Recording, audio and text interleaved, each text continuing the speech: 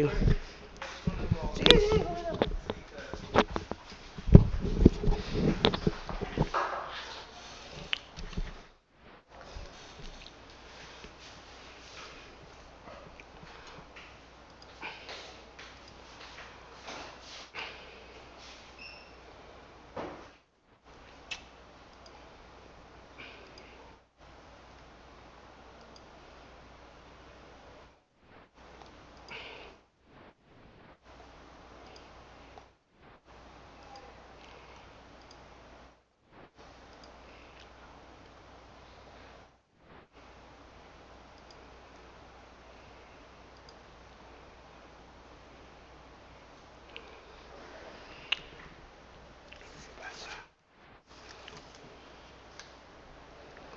So, in case.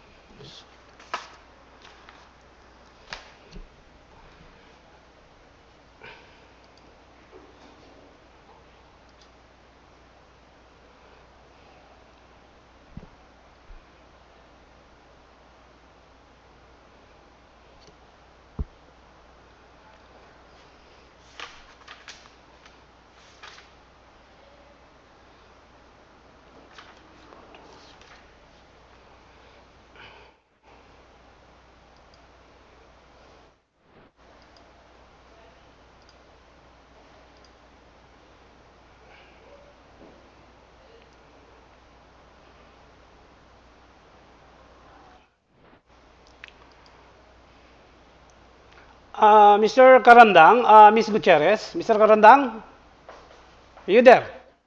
Okay, what section are we now? 433. Now, in relation to 433, the Bureau of Customs shall not release the goods unless an endorsed bill of lading is surrendered to them. Of course, who surrenders it? The importer or customs broker representing the importer. So let me repeat. The rule under 1433 says that the release of goods shall be made by the BOC, okay, upon surrender of the endorsed bill of lading. Endorsed po, meaning the bill of lading or the original bill of lading has already passed and signed by the shipping line.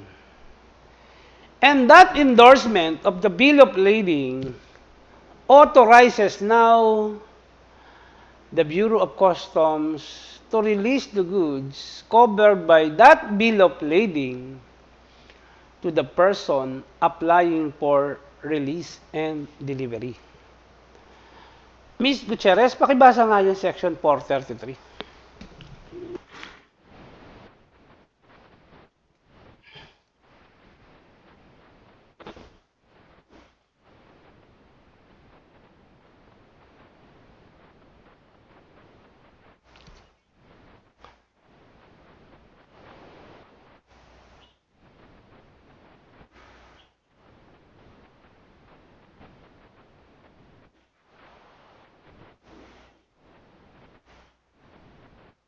Okay. Stop from there. Now, as a general rule, whenever a customs officer allows the release and delivery of the shipment or goods from the BOC, the person applying for the delivery, either the importer or the customs broker. The requirements under 433 is this. I am the Bureau of Customs, I am the customs officer, and Ms. Gutierrez is the one applying for delivery.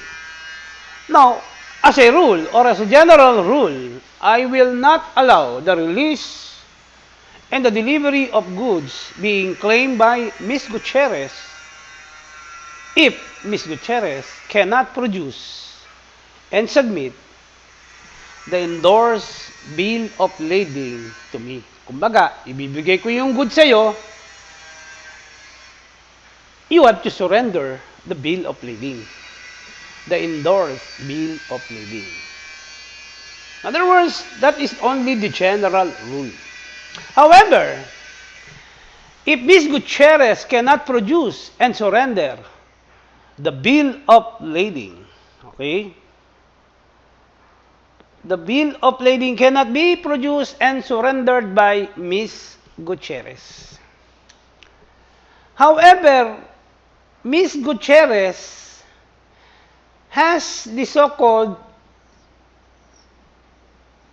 delivery order or written order issued by, okay, the shipping line. In other words, the bill of lading is not endorsed, but it was surrendered by the importer to the shipping line, and the bill of lading has been replaced by a delivery order. Ito po, normal ang hinihingi ng BOC. Ngayon, what happened, or in some instances, instead of an endorsed bill of lading is requested and demanded by the BOC, sometimes they only ask delivery order or written order issued by the shipping line covering the shipment of this bill of lading. So minsan po, hindi na po hinahanap yung bill of lading.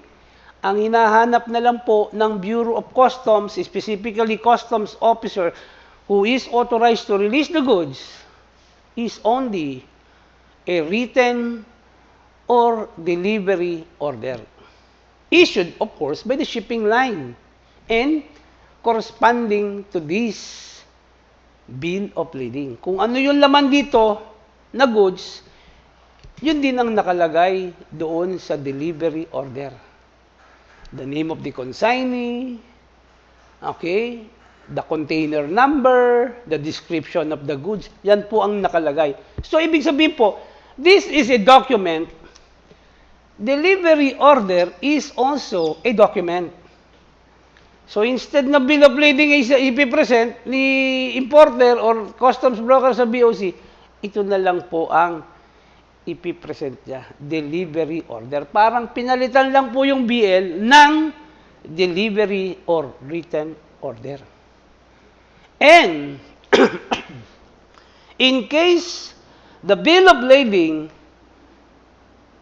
is not surrendered by the importer or by the person applying for release to the BOC instead will ask, o kung wala kang may produce na bill of lading, then produce and submit to me the delivery order issued by the shipping line allowing us that we can already release the goods to you.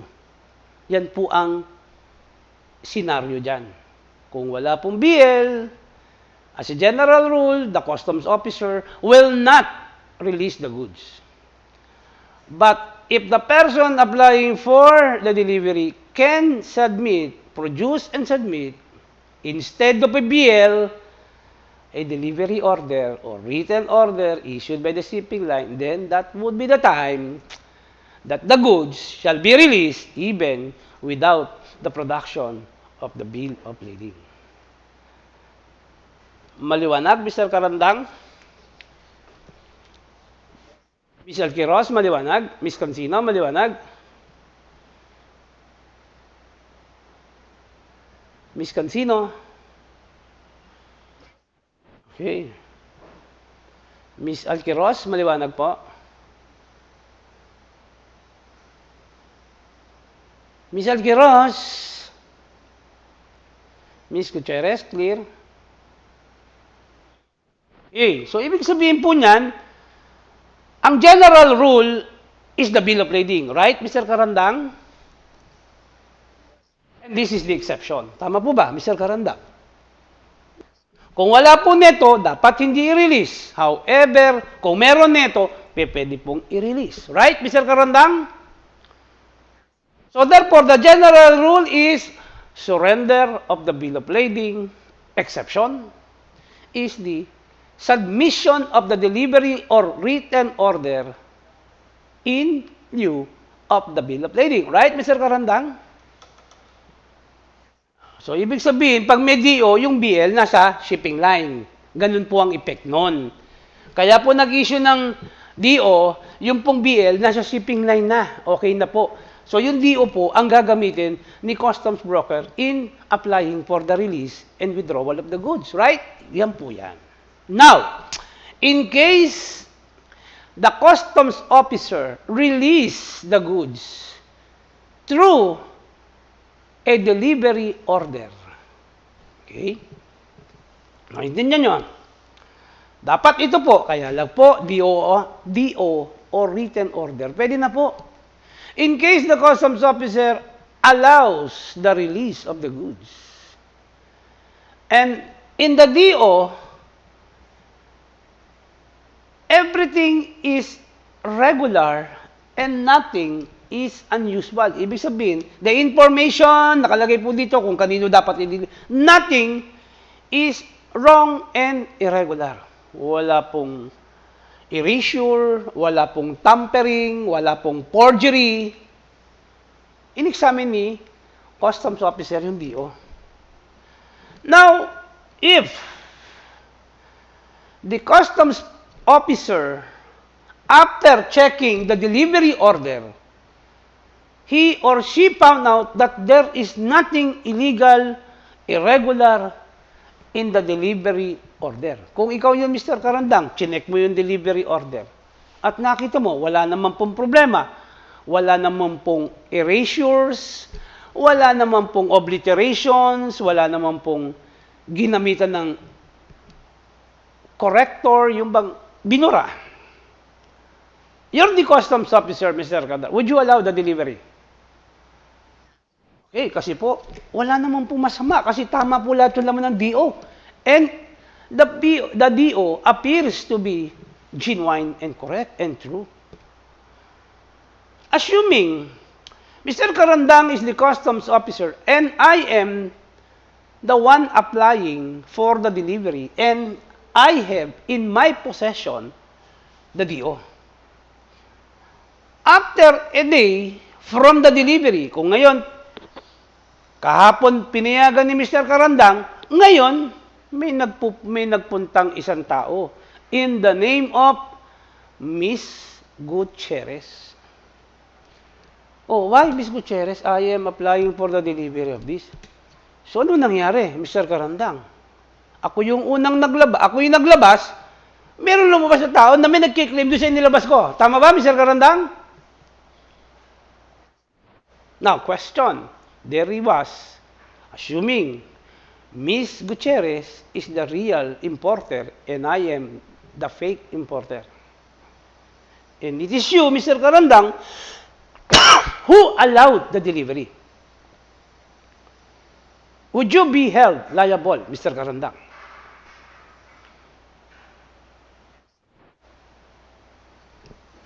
Miss Cancino? Mr. Almete, you.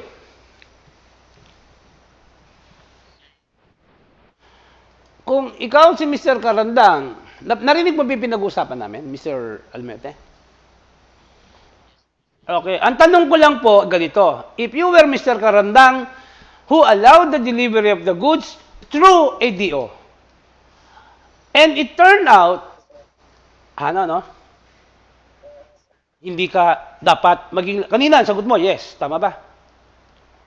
Ngayon, hindi ka na dapat liable. Which is which? Yes or no? No. That is correct answer. Ang sagot dyan, yes or no may be accepted. Ganito po ang sitwasyon. If Mr. Karandang, the customs officer, notice that there is a problem, irregularity, ano po yun? There was an erasure, tampering of the name of the person to whom the goods is to be delivered, and yet, Mr. Karandang allowed the delivery, that would be the time that Mr. Karandang would be held liable. Ano ibig sabihin ng Mr. Karandang? Paki-explain mo nga yung sinabi ko.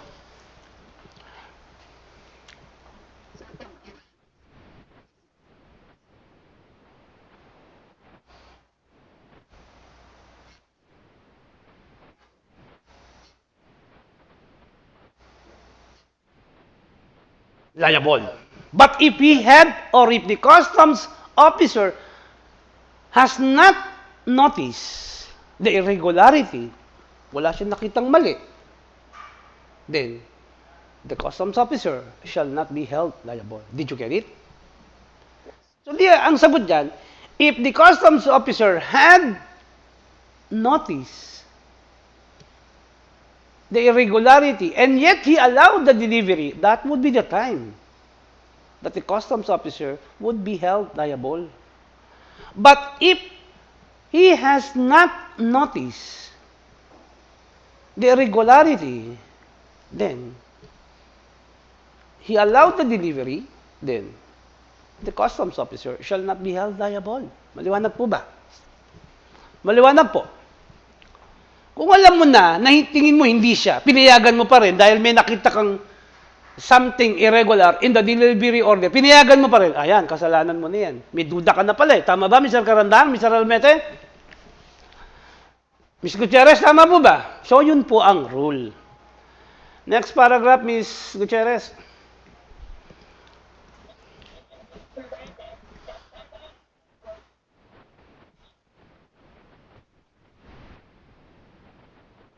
Okay.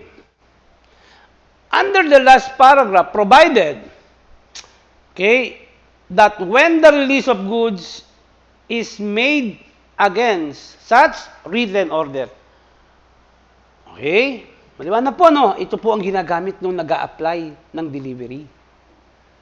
Under the last paragraph, if Mr. Karandang is the customs officer and he has doubt on the correctness and truthfulness of this DO, medyo parang wala namang erasure, wala namang obliteration, wala namang tampering. Mr. Karandang, to make sure or to make certain that the person applying for the delivery is the real or true person, then under the last paragraph, aside from DO, Mr. Karandang, the customs officer, can ask, oy, Mr. Doroteo, ikaw ba nag-a-apply? Oh, Mr. may DO po ako. Sir Karandang can ask from me, Sir, pakibigyan mo ako ng copy ng bill of lading, the one endorsed by the shipping line. Is that allowed? Yes po, under the last paragraph. Now, what is the purpose of the customs officer Karandang in asking a copy of the bill of lading? To make sure that the person applying for delivery is really the consignee in the bill of lading, and the person as consignee in the DO are the same person. Did you get it, Mr. Karandang? Ano ang tawag mo din sa customs officer na yon? Sigurista. Tama ba? Yes, that's it. That's the rule. So therefore, let me repeat the rule. Without bill of lading, without production or surrender of the bill of lading, then no delivery or release. Exception, when a DO or written order issued by the shipping line is presented and submitted by the person applying for the delivery, then customs officer can allow the delivery. Another rule is that if there would be a wrongful or misdelivery by a customs officer, it will depend upon the situation. Kung alam mo na mayroong diferensya hindi o pinayagan mo pa, liable ka. Pero kung hindi mo alam, hindi ka liable. Did you get it, Mr. Karandang? Ms. Gutierrez, did you get the rule? Now, And finally, last rule is this.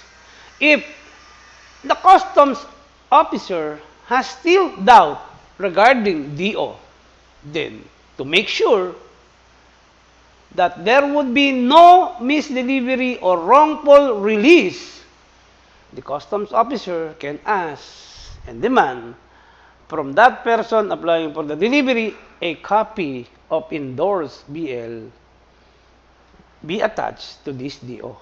Maliwanag, Mr. Karandang? Okay, 434, Ms. Gutierrez.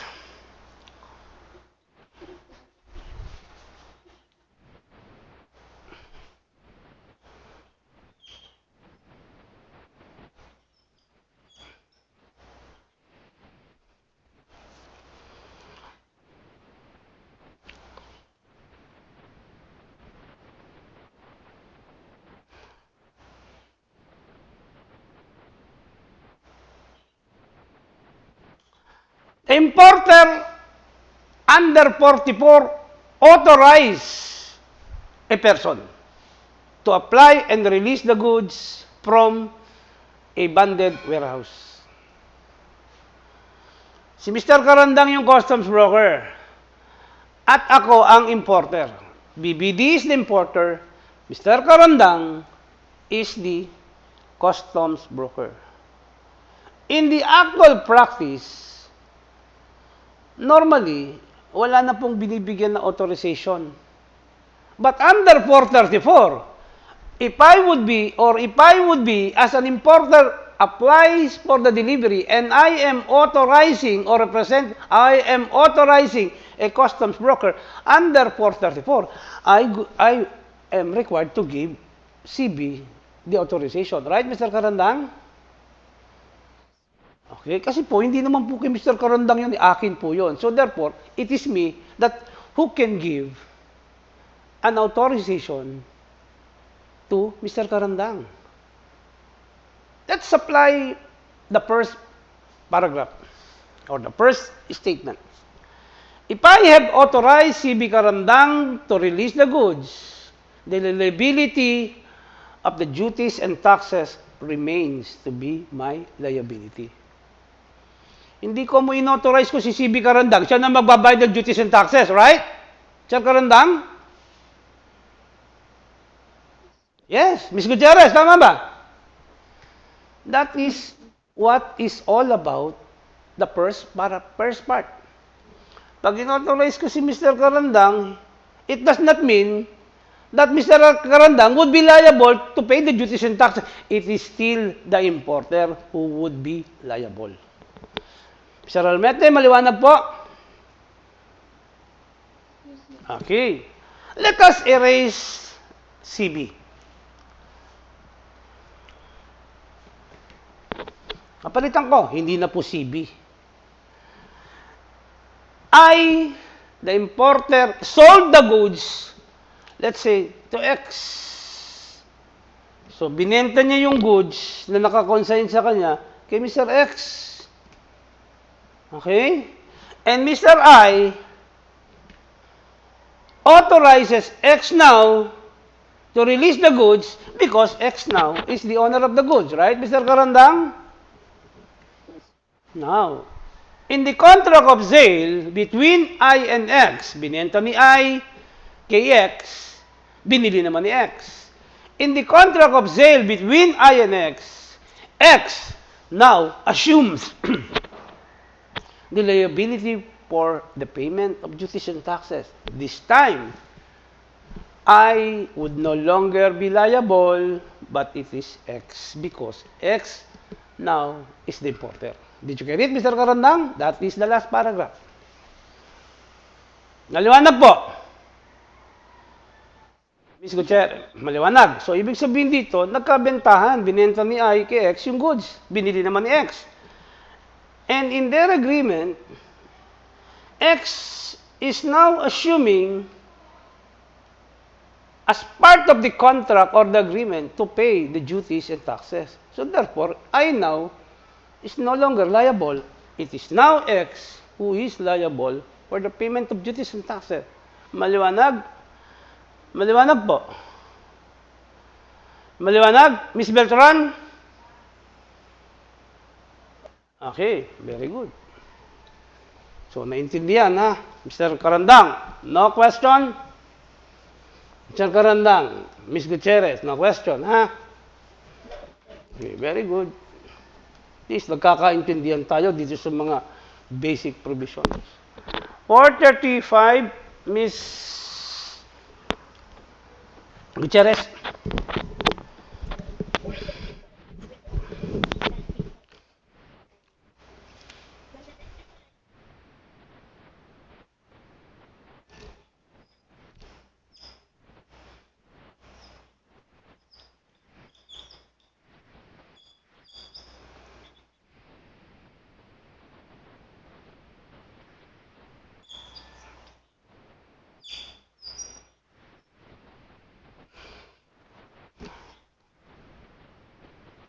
Okay, assuming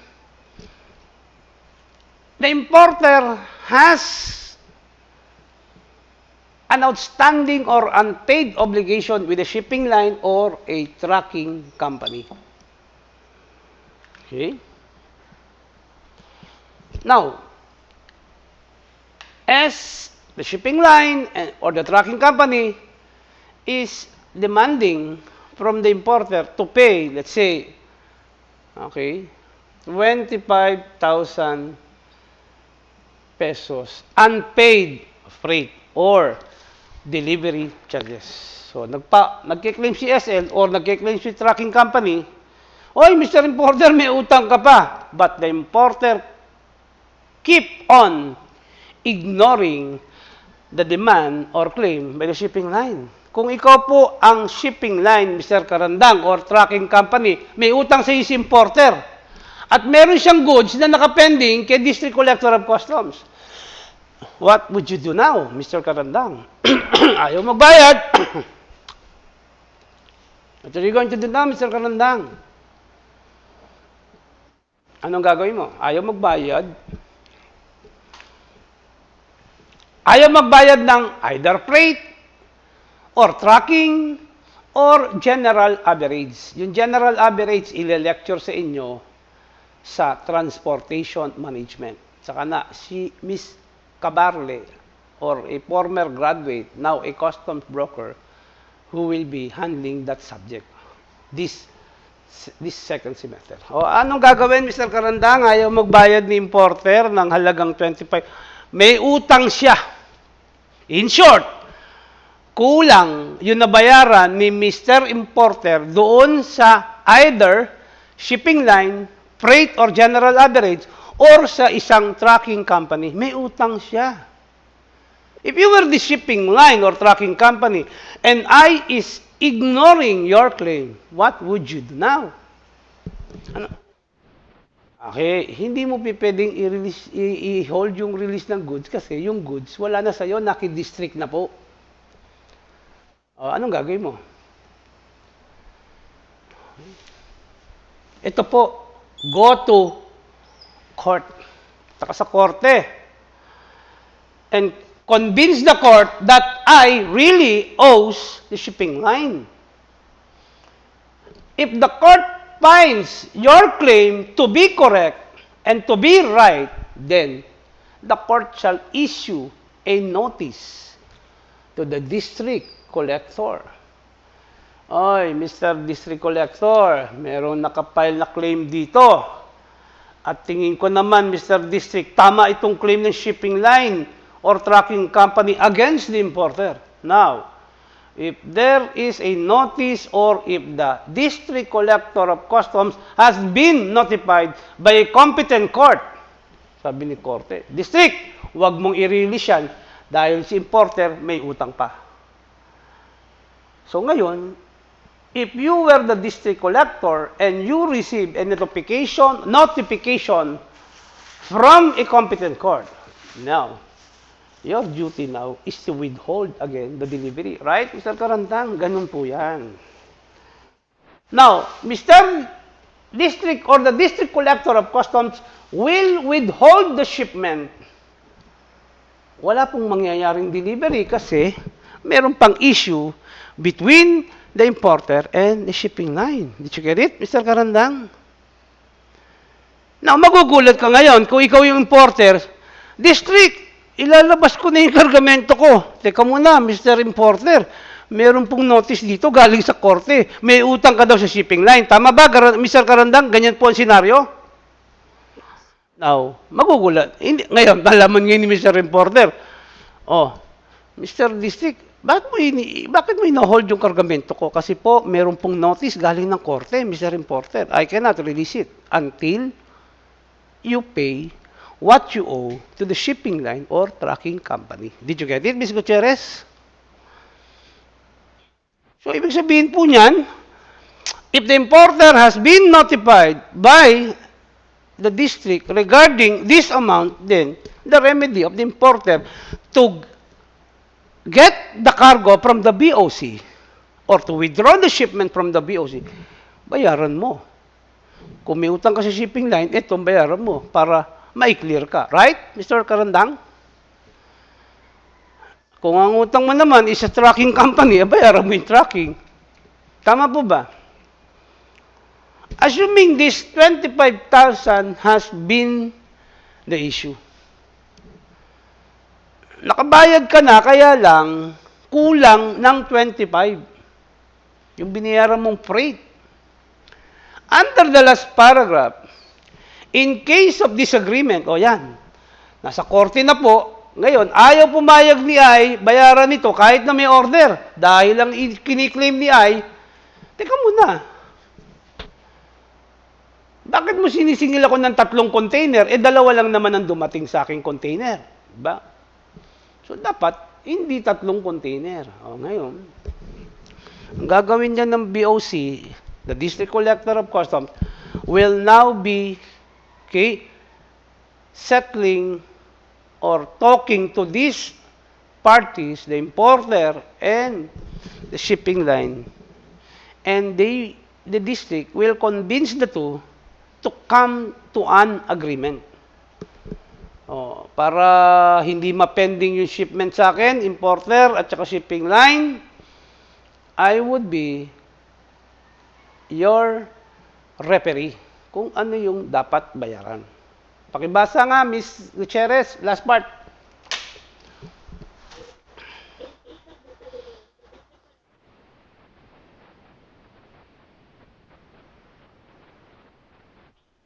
So therefore, in order to settle the case, the District Collector of Customs has to conduct a checking and evaluation. Ilan ba talaga ang dumating na container? Is it really 2 or is it really 3? Kung talagang dalawa lang, okay, hindi dapat 25 yan. Dapat yan is 12,500 lang. Did you get it, Mr. Karandang? Yes. Ngayon, kung talagang dumating is 3, then it should be 25. So therefore, it is the District Collector of Customs who will be the referee or who will resolve the issue on how much should be paid by the importer to the shipping line. Kung dapat 12,500 lang, kasi dalawa lang naman ang dumating, at tama naman, according to the evaluation of the District Collector of Customs, then, sabihin ni Mr. District, oh, shipping line, napakalaki naman ng hinihingi mo or sinisingil mo. Sinisingil mo pan 3 container. Assuming lang itong figure ito. Dalawa lang naman pala dumating. That is all about the last paragraph. Did you get it? Did you get it? Now, kung tama si district, 3, o tama si shipping line, 3, ay, sasabihin ni district importer, 3 naman pala yung dumating. Dapat bayaran mo 25. So, therefore, settle na yung issue. Pag nabayaran na, okay, the District Collector of Customs now can now allow the release. Ganun lang kasimple. Did you get it, Mr. Karandang? Ms. Alquiros? Si Ms. Alquiros, hindi ko marinig ang boses, ha. Si Ms. Alquiros ba, napasok ba? O, dadrop ko na to. Ms. Gamotayan, nandiyan ka ba?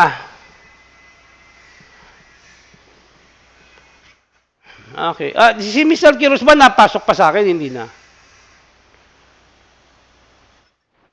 Pumapasok pa. Kasi pag tinatawag ko, hindi ko makausap eh. Parang busy yata eh. Mr. Karan, ano na?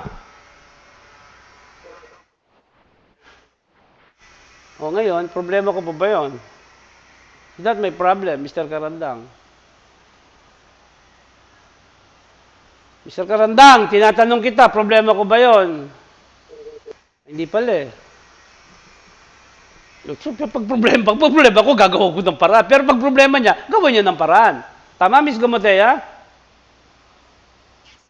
Okay, Miss Gutierrez. Can you give me the distinction between section 41 and 436?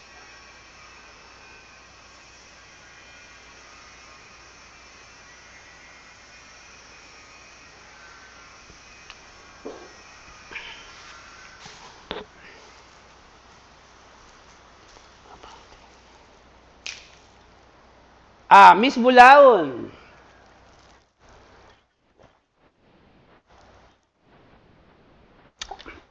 What is the rule regarding 431, Mr.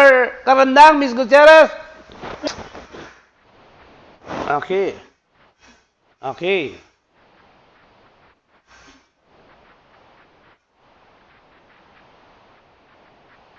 Yes, that's the rule. It's very basic po. Miss Bulaon, narinig mo ba yung rule under 431 and 436? Miss Bulaon. Pakiulit mo nga yung rule, Miss Bulaon, kung talagang narinig mo.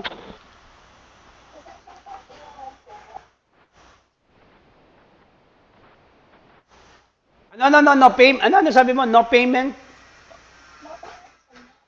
No payment of duties and taxes and fees. Yun po yun. No payment. Yun po yun. Pakiulit mo nga, Miss Bulaon.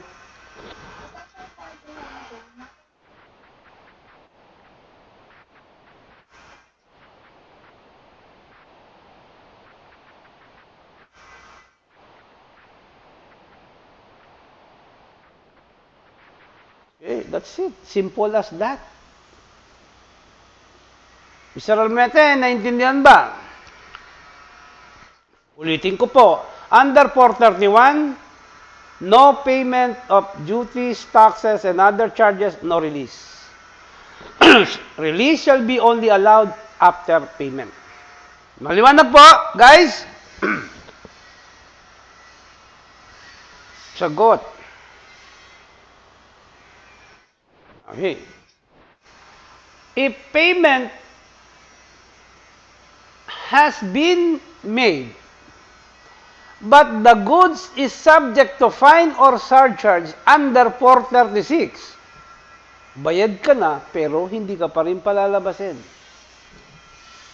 So, under 436, no payment of fine or surcharge due on the goods, again, no release shall be allowed.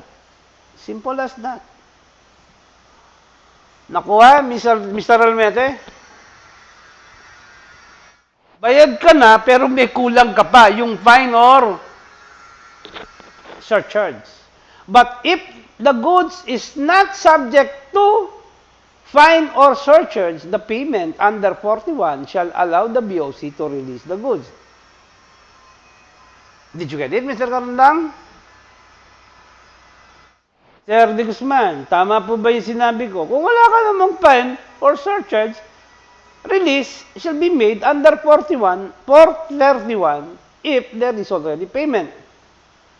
Ang 436, mag-a-apply lang po if the goods is subject to a fine or surcharge. Kahit nakapagbayad ka na under 431, hindi pa rin palalabasin yung kargamento mo, Mr. De Guzman. Palalabasin lang after paying the fine or surcharge. Right, Mr. De Guzman? Yes, sir. Okay, very good. Miss Gamotea, what's next?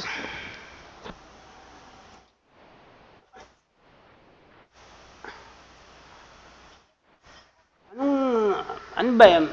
CMO? Ano ba? Bisaya ka ba, Miss Gamotea, o Kapampangan? CMO at saka CAO. Tama ba? And what is that CAO number, Miss Gamotea?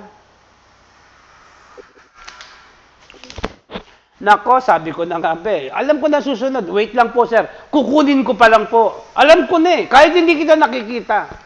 Miss Gutierrez, alam mo, Miss Gamotea, nahuli ka na naman, hindi ka preparado.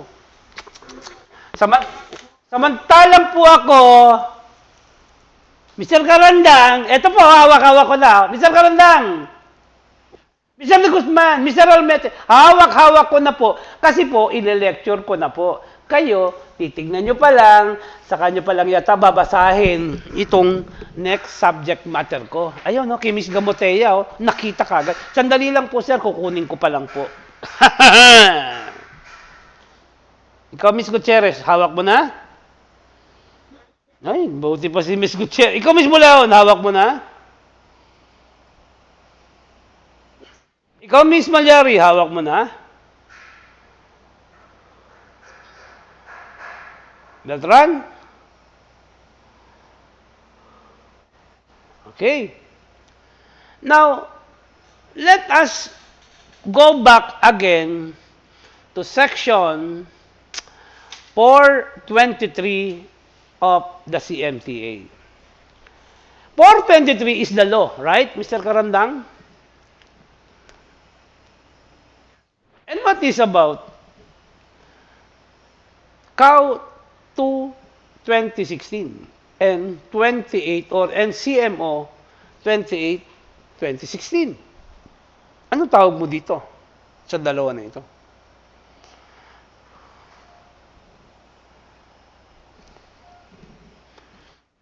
Yes, that's it. This is the implementing rules and regulation in the interpretation of Section 423. So, ibig sabihin, kaya po nagkaroon ng IRR, there are questions, there are gray area in Section 423. Now, to clear those gray area, not so clear, or not so explained, the Bureau of Customs and the Department of Finance issued a CIO interpreting and explaining what is all about 423. Okay, tingnan niyo po yung CIO.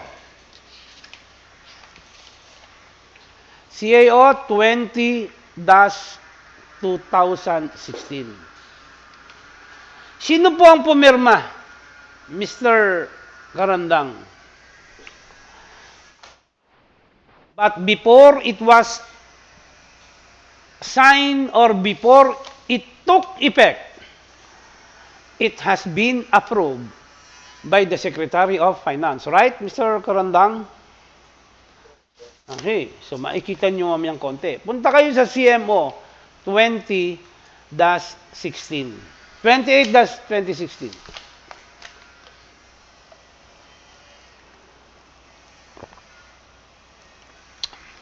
Who signed CMO?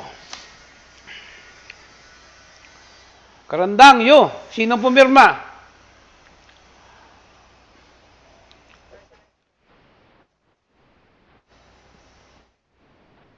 Kasama ba si Secretary Dominguez?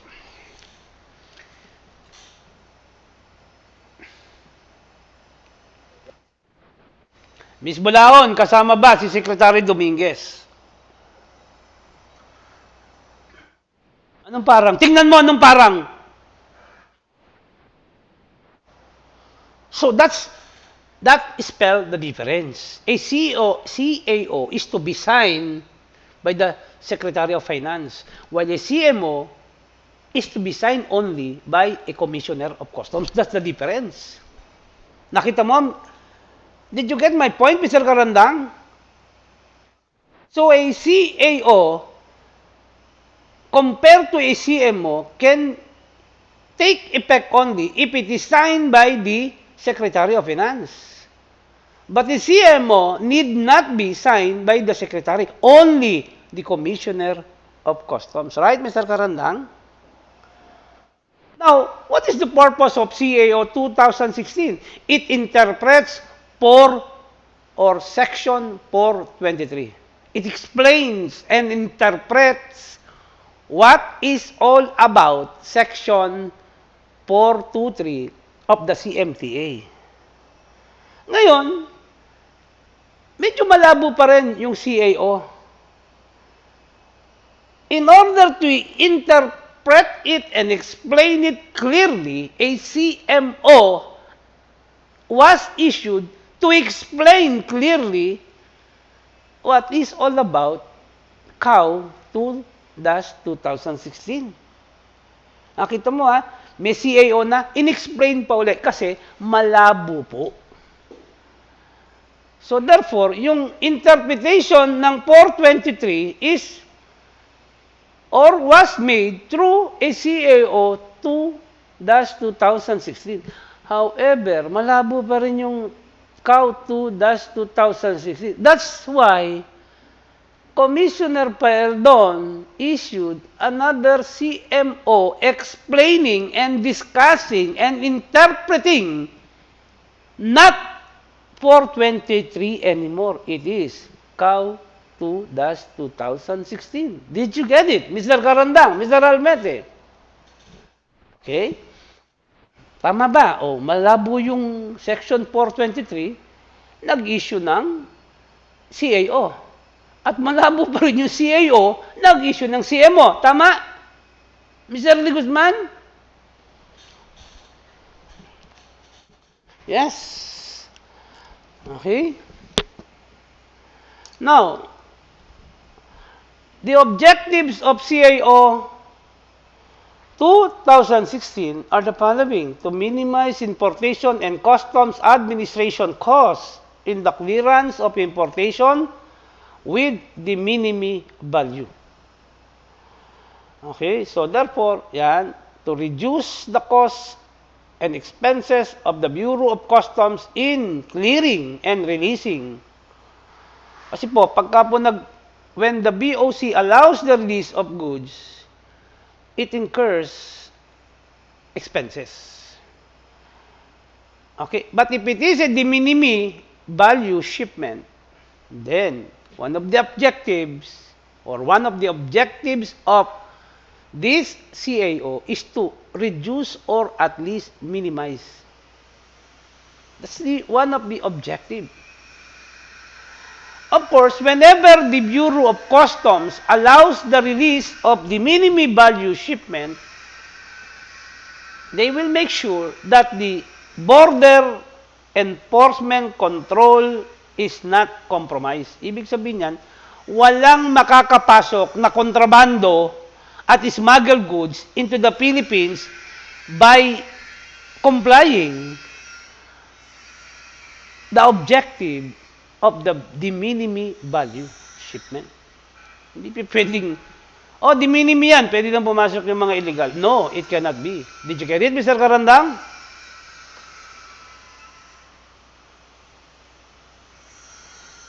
Okay, another objective is to be responsive, meaning the Bureau of Customs should be responsive in the growing trade liberalization and facilitation. Okay, ibig sabihin po dyan, pagka po ang shipment mo is a de minimis shipment or de minimis value shipment, it should be release or the release should be immediately facilitated. Huwag mong pahirapan kasi ito po, these are extraordinary shipment. Kaya po, hindi mo mahihirapan yung importer if the shipment is a de minimis shipment.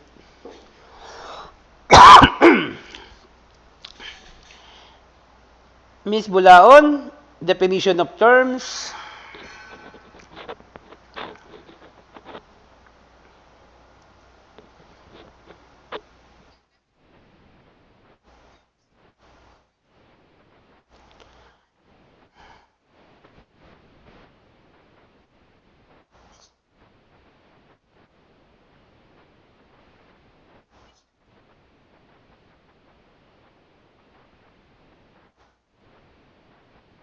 Okay, guys. What we're talking here is or are goods which are considered regulated. So the word or the phrase commercial quantity means a number of item or number of regulated item more than one can consume, or more than the personal requirement of the importer. Maliwanag po, Mr. Karandang, ibig sabihin po dyan, pag commercial quantity po means a regulated item in excess or more than what can be consumed or more than one's personal requirement. Yung importer, balikbayan. Okay? May dala siyang pabango or may dala siyang pagkain na lang, corn beef. Ang commercial quantity is more than what he needs to survive. Ibig sabihin, kung ang dala niya is 3, 4, that is below commercial quantity. Tama po ba? Regulated po yung canned goods eh. Dumadaan po ng FDA yan. FDA. Now, if what has been brought in is more than 4, let's say, 20. Anong tawag mo doon sa 20 pirasong corn beef or lata ng corn beef, Mr. Karandang?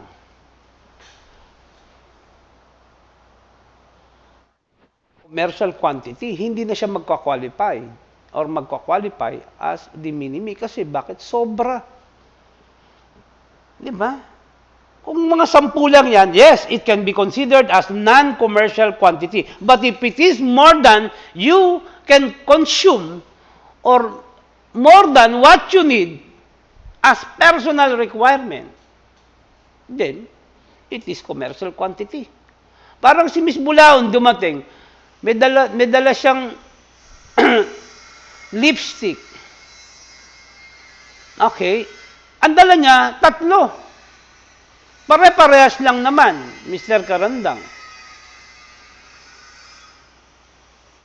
Okay. The problem is 3 commercial quantity or is 3 non-commercial quantity? Yo, Karandang, tinatanong kita.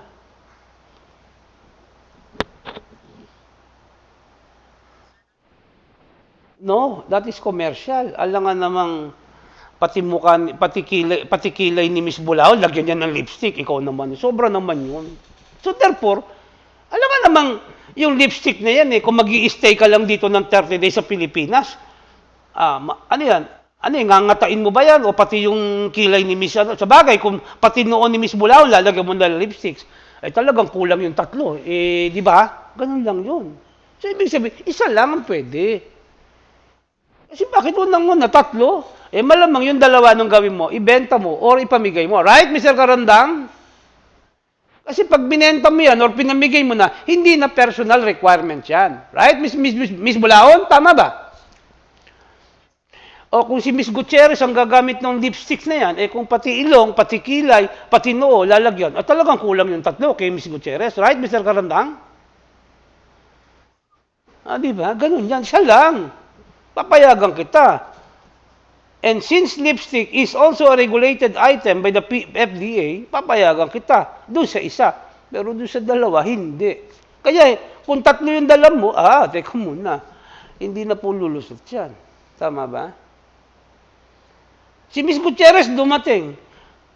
May dala siyang pabango. Or may dala siyang, let's say, may dala siyang regulated item. Na yung isa lang, okay na sa kanya, ang dala niya, 5. That is commercial quantity. And therefore, it cannot qualify. Under the de minimis, magbabayad ka. The word commercial quantity means in excess of one's personal requirement. Maliwanag? Miss Gutierrez, Miss Gumatea, kung sobra, hindi na yan. Commercial quantity yan. Pagka naging commercial quantity yan, ang effect niyan, mahirapan ka mag-qualify sa de minimis. Magbabayad ka ng taxes para doon sa sobra. Or baka hindi ka, or baka yung 5 piraso, totally, hindi na i-admit under the de minimis value shipment.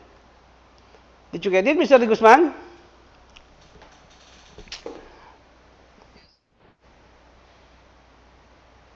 Okay.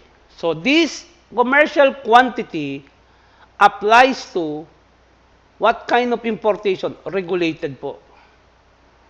If it is regulated, hindi ka pwede sumobra doon sa personal mong pangangailangan, Mr. Karandang. Ganun ang ibig sabihin nun. Okay? Next definition, Ms. Malyari.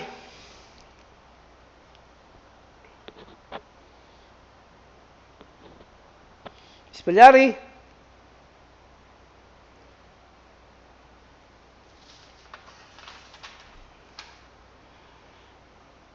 Wala ah. Parang drop na ba si Miss Malyari? Miss Magsino? Mr. Karandang. Sandali lang. Tinatanong ko, si Miss Magsino ba naka-enroll pa? Ba't Mr. Karandang, siya ba yung nagbebenta ng mga drinks, yung mga tea, mga ganon? Siya ba yun? Siya ba yun? Hanggang ngayon, wala pa, Mr. Karandang. Hindi ko naman siya hinahanap eh. Yung tea, masarap yata. Ikaw naman, ang hina ng pick-up mo, Mr. Karandang. Hanggang ngayon, ala pa. Ne. Kailan kaya pa di-deliver yun? No, baka naman naka-hold pa sa customs. Hindi naman kaya, Mr. Karandang. Talagang medyo matagal lang ang delivery at saka release. Tama ba, Mr. Karandang? Sabihin, mag-a-apply yung 431. Di mag-a-apply pa yung 436. Siya po. Ibig sabihin, bayad ka muna, sir, bago ka niya namin deliveran. Ganun ba yun, Mr. Karandang? Parang wala akong idea sa ganun eh. Andali lang ha, iinom lang ako ng tubig kong binili, Miss Gutierrez ha. Binili ko to ha. Inom lang muna ako ha. Binili ko to ha. Ulitin ko. Binili ko ha. Hindi. Sinasabi ko lang. Hindi ako nagpaparinig. Kung nagpaparinig ako, hindi ko sasabihin sa inyo. Hindi. Kung nagpaparinig ako, nakatalikod. Sandali lang ha. Inom muna ako ha. Okay. Pero sinabi ko, binili ko po, Mr. Karandang, doon kay Kajanis. 20 pesos po siya. Sinabi pa yung presyo eh. No? Talaga. Lupit eh. No? FCA class is an Incoterms or an Incoterm or a terms of shipment developed by the ICC. FCA is an Incoterm developed by the International Chamber of Commerce, which means that the goods are withdrawn from the warehouse, then delivered to the shipping line warehouse for loading. That is FCA. Ang tawag mo doon is pre-carrier po. Tinuro ko to sa inyo nung tariff training niyo, Mr. Karandang, o nakalimutan nyo na? Okay. While an FOB is also an Incoterm developed by ICC, which means that the goods are to be withdrawn from the shipper's or seller's warehouse, delivered to on board the vessel. Tama po ba, Mr. Karandang? Okay. FCA, ang sagot po ni seller is the cost of goods, cost of moving the goods from the warehouse up to shipping lines warehouse. Tama po ba, Mr. Karandang?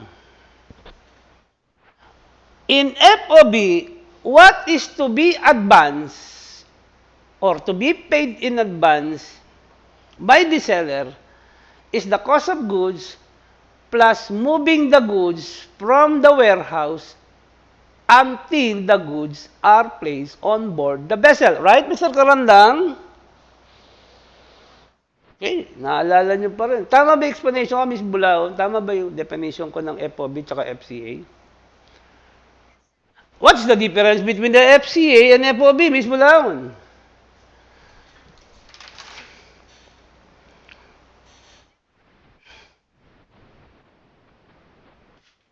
Anong nakasa? Grabe naman yon. Yung kargamento daw, isasakay sa warehouse ang sagwa pakinggan. FOB ba? Sige, paki-ano lang. Sige. Okay. Ang FCA, yung kargamento, nasa warehouse ng shipping line. Hindi po nakasakay ha, pangit po eh.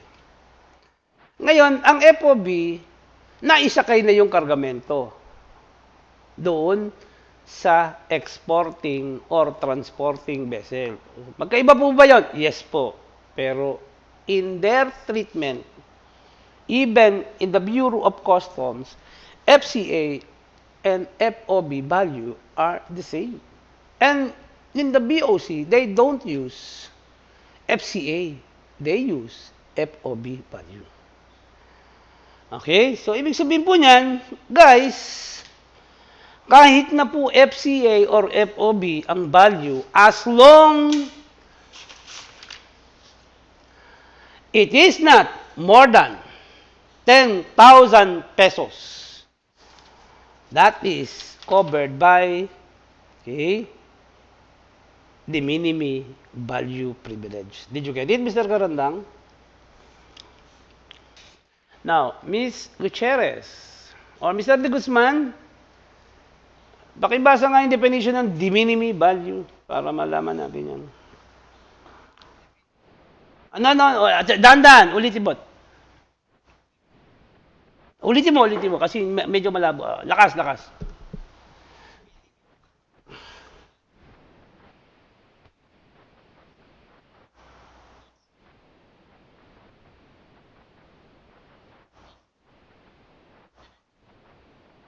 Okay, Ms. Gutierrez, let me ask, Ms. Bulaon, if the shipment is covered by this de minimis, what privilege is the importer entitled to? And so there are two privileges that shall be enjoyed by the importer if the importer's shipment is covered by a de minimis. One, free from duties and taxes. Tama po ba? Second, it shall be entitled to immediate release. So, Mr. Karandang,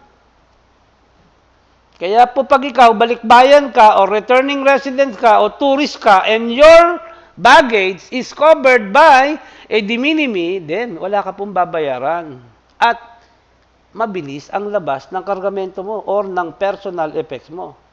Mr. Karandang, are you getting me? Okay.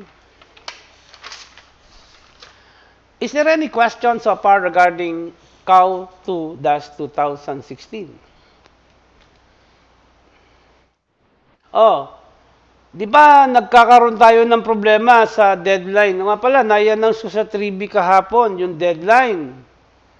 Hindi na po siya hours, hindi na po siya day or days. Binago ko na po ang deadline, Mr. Karandang. Ano na ngayon ang deadline ko, Mr. Karandang?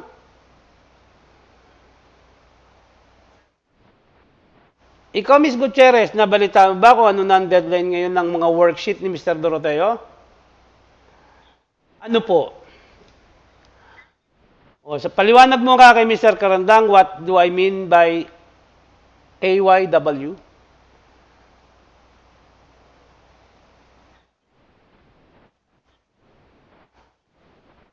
Okay, yun. Ngayon, Mr. Karandang, wala na tayong pag-uusapan sa deadline, Ano yung bagong rule, bagong deadline ni Mr. Doroteo, Ms. Gutierrez? Pakilakas mo. Yun. Narinig mo, Mr. Karandang? Tagalogin mo. Ms. Gutierrez. Yun, tama yun. Kung kailan mo gustong isubmit, Mr. Karandang. Good, Mr. Karandang? Miss Bulaon, good? Serious, yes, I am serious. As you wish. Mr. De Guzman, wala nang deadline. As you wish na ang deadline ngayon. Anong nakakatakot? Wala nga deadline, nakakatakot pa. Pag may deadline, natatakot kayo. Pag walang deadline, natatakot pa rin kayo. Saan ako lalagay sa inyo? Miss Bulaon, Mr. De Guzman. Ay, bakit? Ano bang pagbabanta doon? As you wish, kung kailan nyo gusto submit. After 2 years, after 3 years, nyo submit. Okay lang, kasi nga as you wish eh. Tama ba, Miss Gutierrez? Nakakatakot ba yung ganon? Eh baka lagyan ko naman ng deadline, magsusumbong na naman kayo. Eh problema na naman yan. Kaya para wala nang sumbungan, as you wish, kung kailan nyo gustong isubmit, yun ang deadline. Mr. De Guzman, okay ba yon? As you wish, kung kailan mo gustong isubmit, yun ang deadline. Siguro naman wala nang aangal, Mr. Karandang. Tama? Siguro. Miss Gumatea, nandiyan ka pa ba? Okay na ba sa yung as you wish, kung kailan mo gusto? Okay na yun? Wala na. Bakit? Multo ba yung as you wish? Di ba? Miss Beltran, okay na ba sa yung as you wish? Wala na tayong reklamo. Wala nang maghahabol ng oras, Mr. Karandang. Tama? Ano? Wala talaga. Honestly, frankly, there is no hidden intention or agenda in my as you wish deadline. Legit po siya. Yan na po ang rule ngayon. Wala nang deadline kay Mr. May deadline pala. Anong deadline? As you wish, kung kailan mo gustong isubmit. Absolute rule po. Absolute po. Absolute. Wala po exception. Yes, absolute. Wala exception. Kaya nga absolute eh. Bakit ka magpo-protest? Pabor na nga sa'yo, magpo-protest ka pa. Tanga ka rin naman, isa ka pa, no? Pabor, ikaw ang importer, pabor sa yung decision, magpo-protesta ka pa. Ang tanga naman yan, nanoy ni. Pagpapor sa'yo, huwag ka na magpo-protesta. Pag hindi pabor sa'yo, doon ka magpo-protesta. Pabor naman sa inyo as you wish, right, Miss Bulaon? Tama ba? Kinda. Okay, bagong word. Kinda. Okay. Now, Mr. Karandang, Ms. Gutierrez, who handled your tariff 2 subjects? Or tariff 2 subject? Is it me?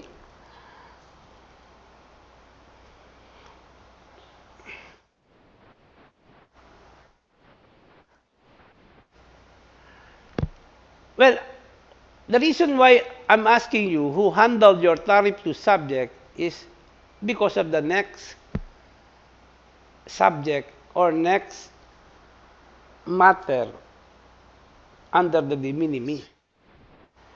Ako ba nag-handle? Yung tariff 2? Sino nag-handle ng tariff 2 ninyo, Mr. Almete? Ako ba or si Mr. Mercado? Question, Ms. Bulaon. Sino nag-handle ng tariff 2 mo? Ms. Gutierrez, yata, hanggang ngayon, hindi mo kilala yung instructor mo. Ikaw talaga, Gutierrez, sino nag-handle sa inyo? Okay, question po. Was 3.5 prohibited importation under Section 118 discussed to you? Na-i-discuss mo ba ito?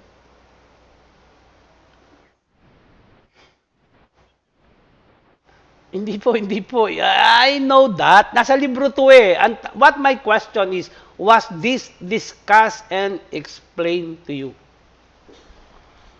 Did he give illustration on this?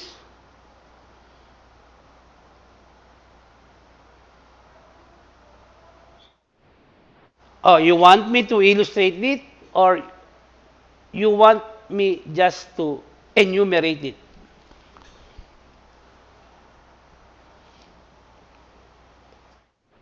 Okay, yan naman ang sinasabi ko sa inyo. Nahihiya pa kayo eh. Kakapal ng mukha ninyo talaga eh. Alam ko naman din nyo naintindihan eh. Okay. Letter A. Printed matters, written, printed instrument containing any matter encouraging, advocating the following crime or felony: treason, rebellion, TRIS.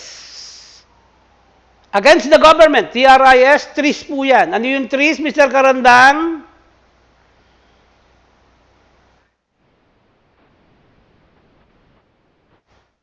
Against whom? The government of the Philippines.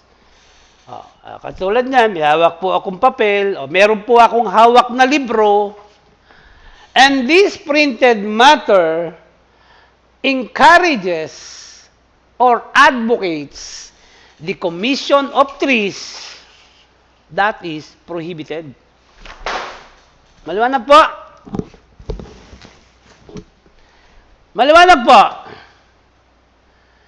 Ibig sabihin niyan, if what has been imported and covered by de minimis value shipment contains this letter A, hindi pwede yan.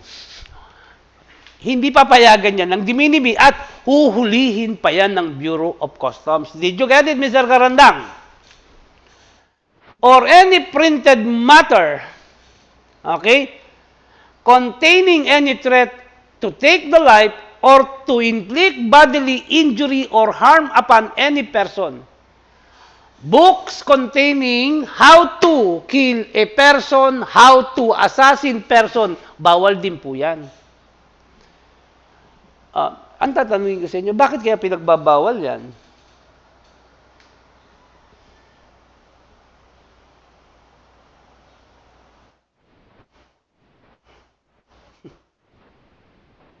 When you commit treason, rebellion, insurrection, sedition against the government, normally there would be harm. Bakit pinagbabawal yan? Mr. De Guzman, nandiyan ka pa ba? Dapat ito, hindi ko na nile-lecture ito eh. Dapat ito, hindi ko na ini-illustrate ito eh. Mr. De Guzman, are you there? Kung ikaw si Duterte, papayagan mo ito? Of course, this is absolutely prohibited. Kasi bakit? Kung ako si Presidente, papayagan ko na makapag-import kayo under the de minimis value kung paano ko patayin at paano pabagsakin yung gobyerno ko.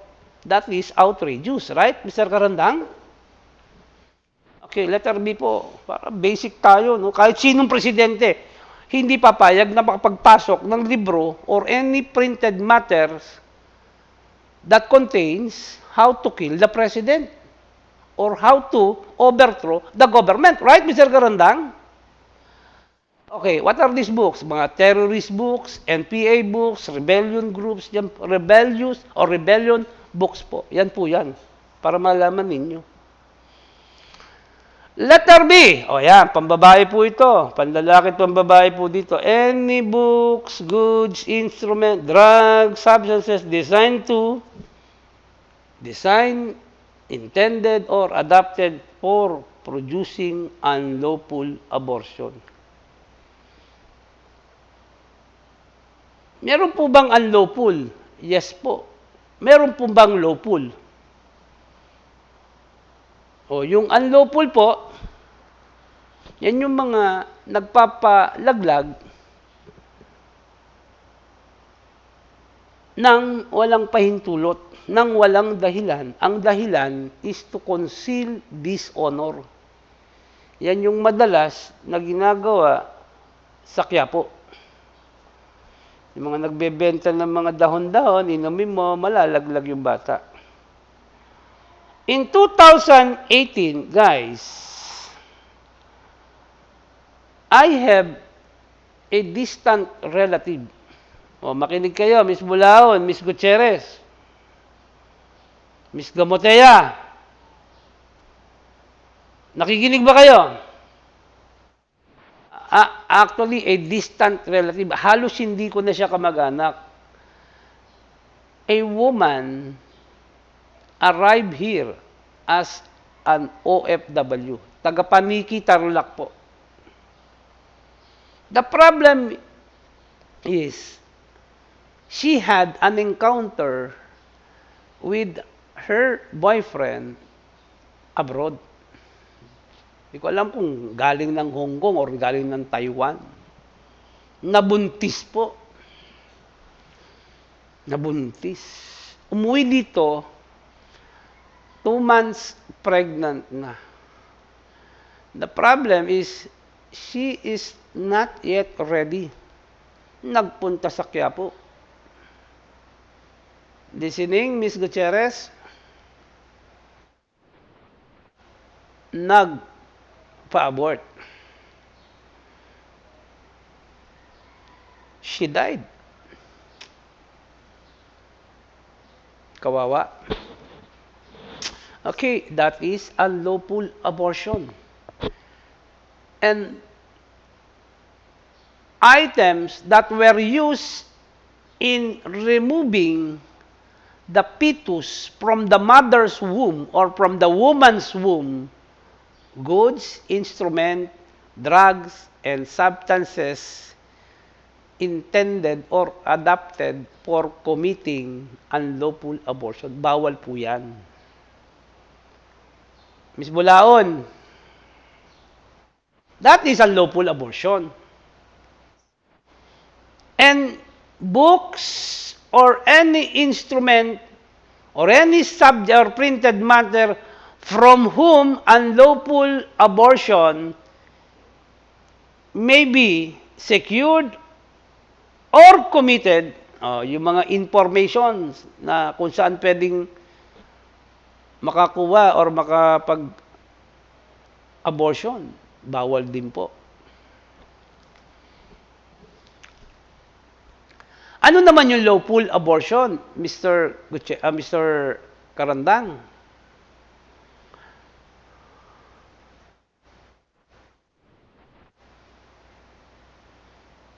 Nabuntis po yung babae, may asawa.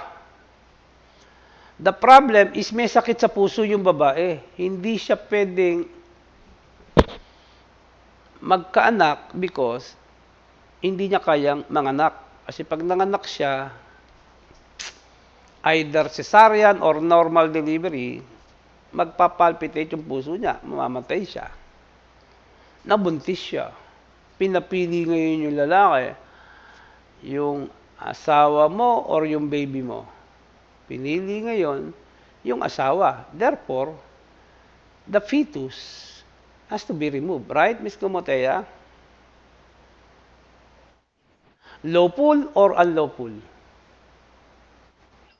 Lawful po. Miss Bulaon?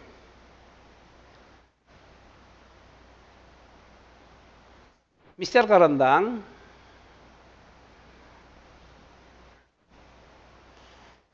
Is condom part of this letter B?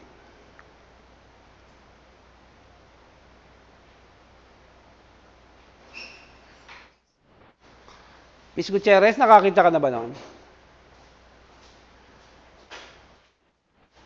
Ms. Gamoteya, nakakita ka na noon? Nakahawa ka na noon?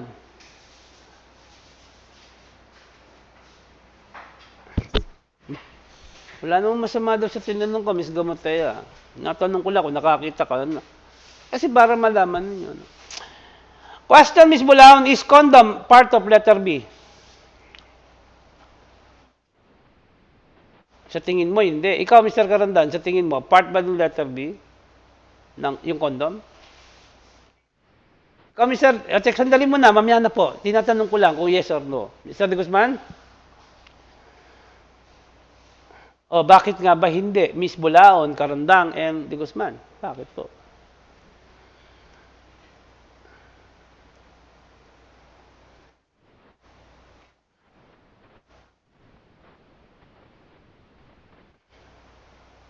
Yes, Miss Bulaon?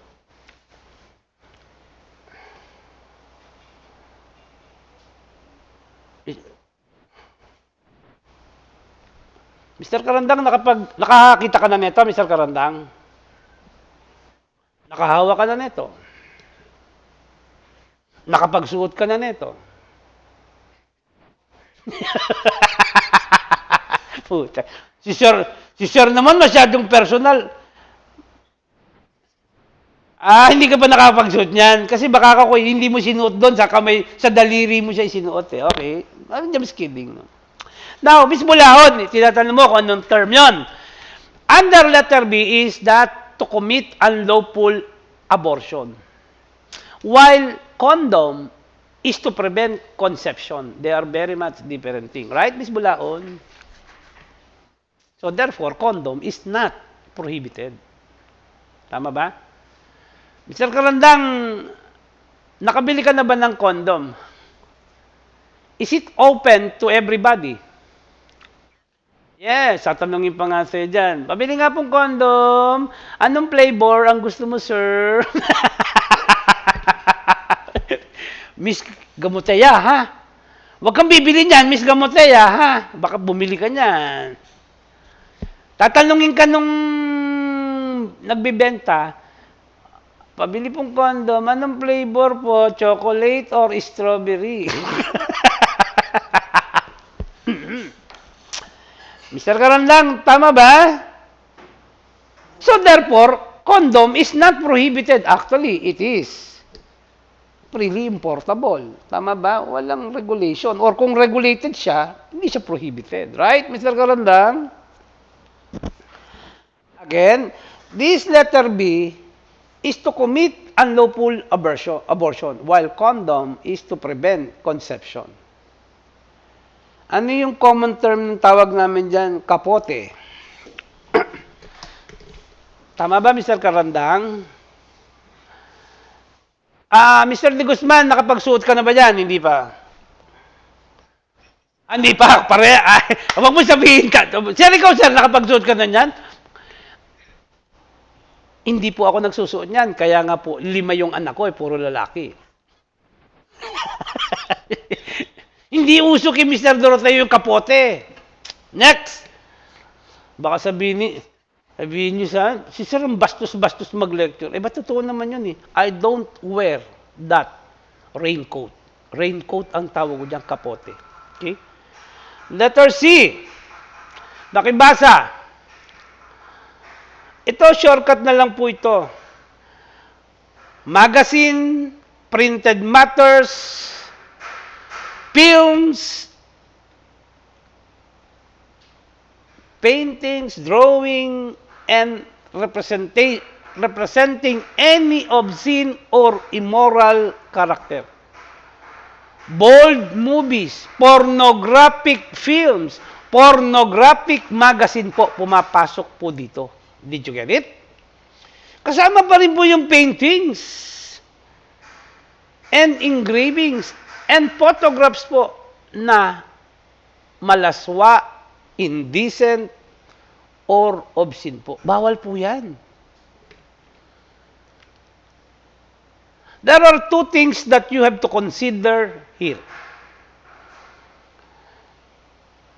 If a painting, when is a painting or drawing an art or an immoral character? Mr. Karandang, kailan siya art at kailan siya immoral? Mr. Karandang and Mr. De Guzman, when is a painting an art and when it is obscene or immoral character?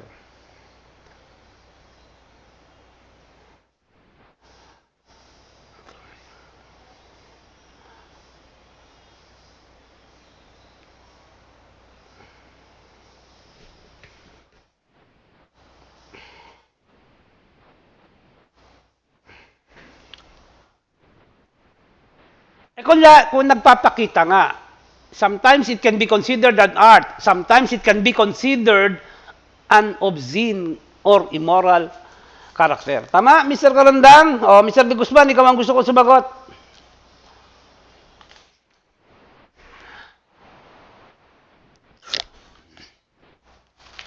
Okay, ganito pa, para may mabilis tayo, no? Meron pong painting na nakita si Mr. Carandang at si Mr. De Guzman. Yung painting po is a picture or a painting of a nude woman. Tumayo parehas yung sandata ni Mr. Carandang at Mr. De Guzman. Meaning, after Mr. Carandang and Mr. De Guzman look at the painting, their last were arose. Nagising yung dapat magising. What is that? Is that an art or is that an obscene or immoral painting? Immoral. Kasi po tumayo eh. Tama ba, Mr. De Guzman? Huwag kayong natawa. Tinuturo ko nga sa inyo kung ano eh. Ngayon, tinignan ni Mr. Carandang and Mr. De Guzman yung painting. Okay? Walang nangyari. Baliwala. What is that? Art or immoral? Okay. So, parang titingnan ko, babae, tumingin ako sa babae, hindi ako na-arouse, art yan. At medyo, nagising yung pagkalalaki ko, tumingin ako sa babae, immoral yan. Tama po ba? So, that's how you distinguish an art from an immoral painting. Did you get it, Mr. Carandang, Mr. Almete, Miss Bulaon? Mr. De Guzman, nakita mo na yung difference. Ano yung art at saka yung immoral, right? Maliwanag ba, Mr. De Guzman? Okay?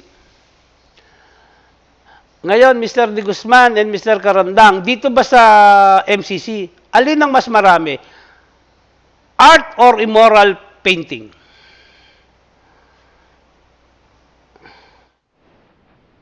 Dito sa mga estudyante, sa mga babaeng estudyante, mas marami bang art or mas maraming immoral? Pag sinabi mong mas maraming art, ang daming pangit dito. Pag sinabi mong immoral, maraming magaganda dito. Yan po ang difference, Mr. De Guzman. Mr. Carandang, ikaw ang tatanungin ko, how would you describe Miss Bulaon? Art or immoral painting?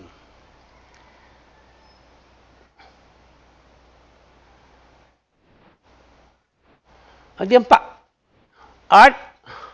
Hindi sabihin, pangit si Miss Bulaon. Papayag ka, Miss Bulaon?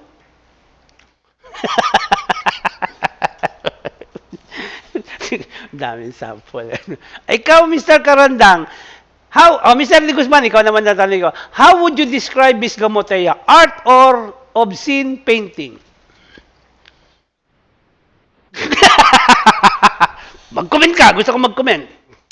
Pag sinabi mong obscene, maganda. Pag sinabi mong art, nget pa. Right, Mr. Carandang? Oy, Miss Bulaon, sabi ni Mr. Carandang, art ka daw. Sabi niya, narinig ko. Mr. Almete, what about Miss Gutierrez? Art or obscene painting? Hindi pwedeng, art maganda. Hindi. Dalawa lang pinapipili ko, art or immoral, or obscene.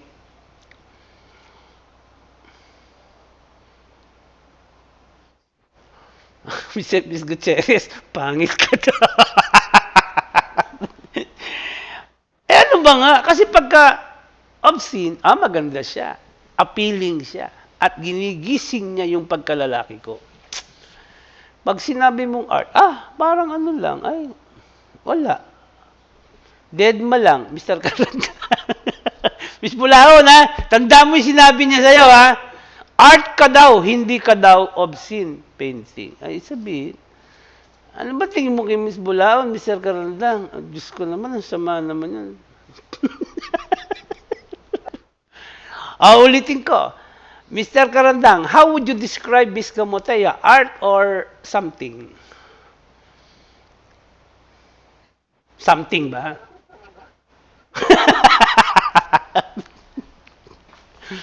Okay, let's now move on to letter D. Any goods manufactured in whole or in part of gold, silver or other precious metal or alloys, and the stamp and the brand does not indicate the actual fineness of quality of the metal. Ibig sabihin po dyan, nag-import ka po ng singsing, hindi po nakalagay doon kung ilang carats po.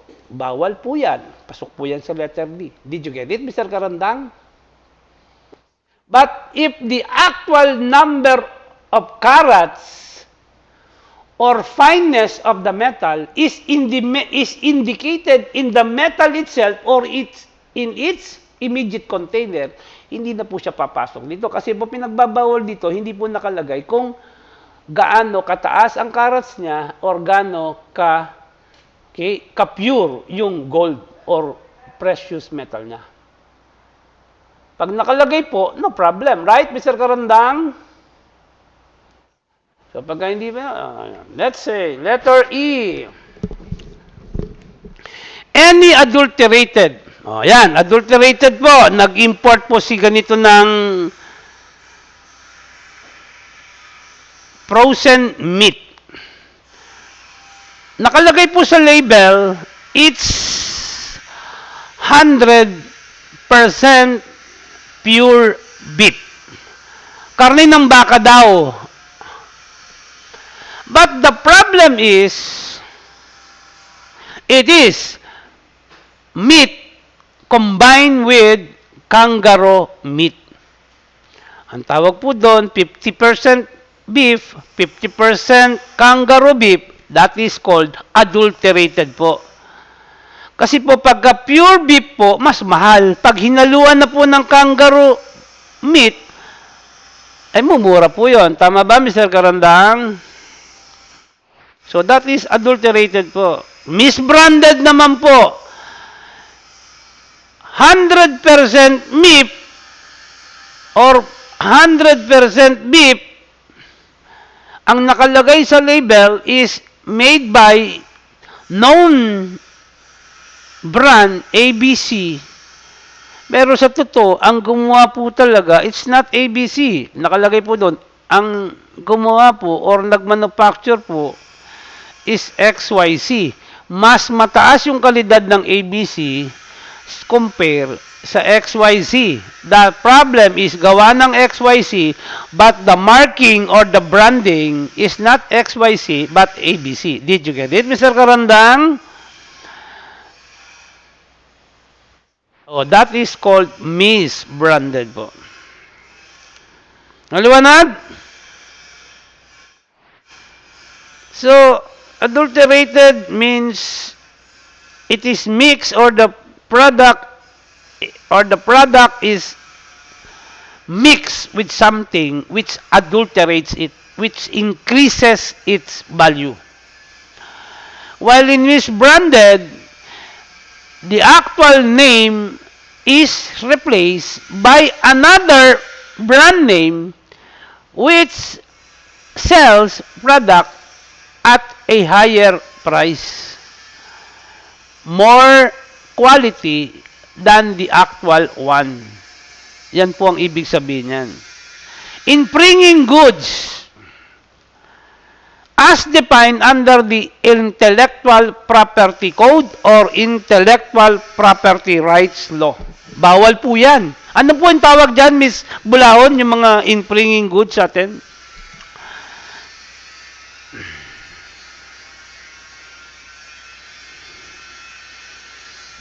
Miss Bulahon, you.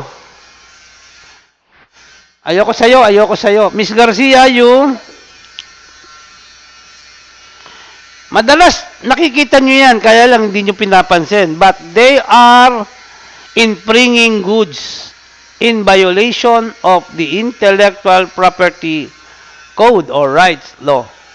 Sa palengke, madalas nyo nakikita yan. Ano po yung sinasabi ko, Mr. De Guzman, Miss Garcia? Carol Garcia, you. Ano yung sinasabi kong item na yon?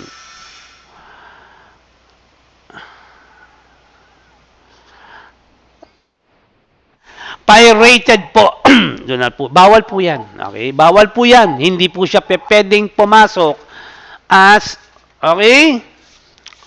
As part of the de minimis value shipment. Pirated po, yung mga kinopya, violation of copyright law, violation of patent law, violation of trademark or trade name law. Bawal po yan. Kaya po, pag yung goods mo is within the de minimis at it has been an imitation or in violation of the intellectual property code, then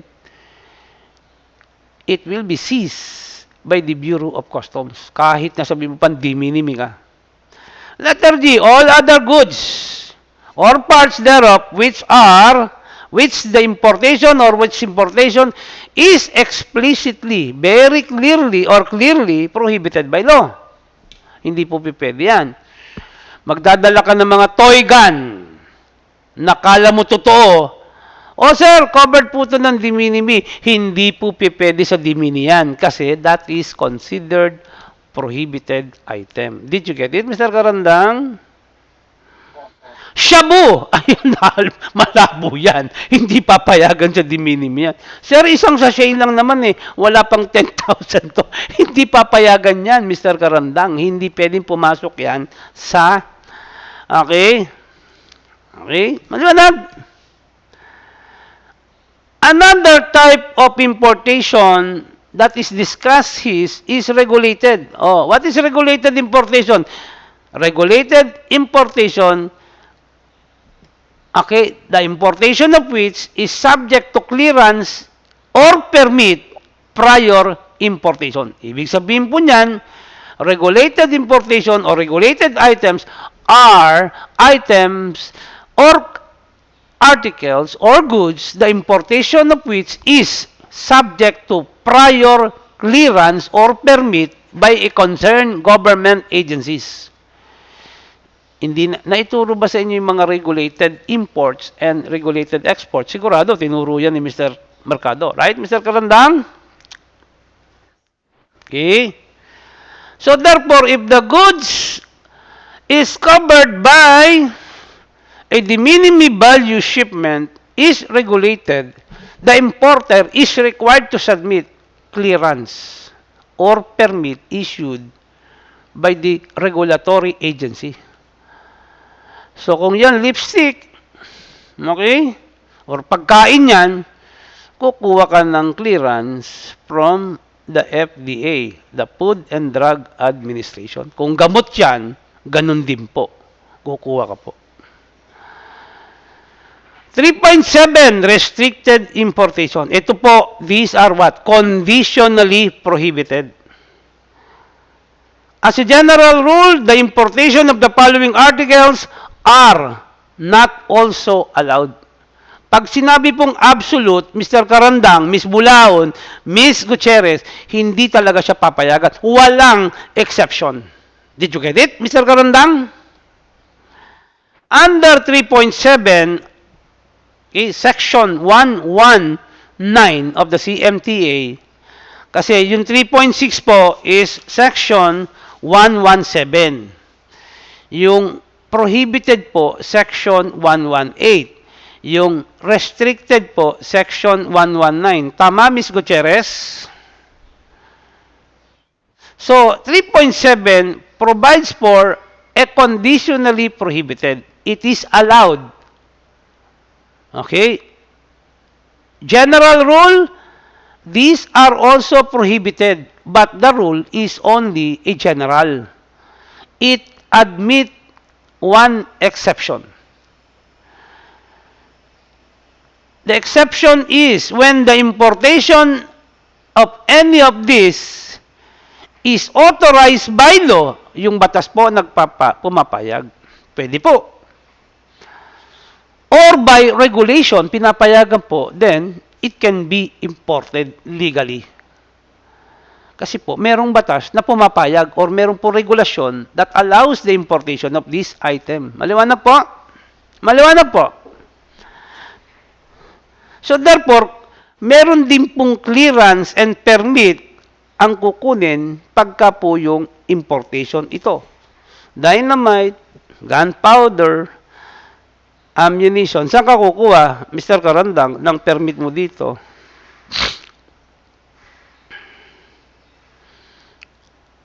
Hindi alam. Ikaw, Mr. De Guzman, saan ka kukuha ng permit dito? Pag letter A yung in-import mo.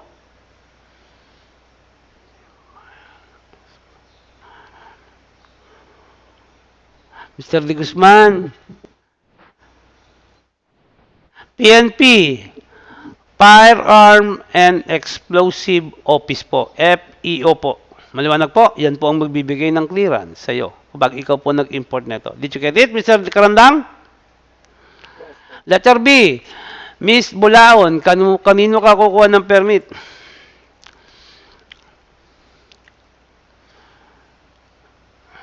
Ikaw, Mr. Camacho, kung letter B, kanino ka kukuha ng permit?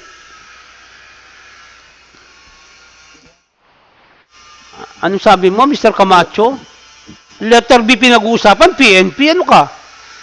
Are you with me? Are you with us, Mr. Camacho?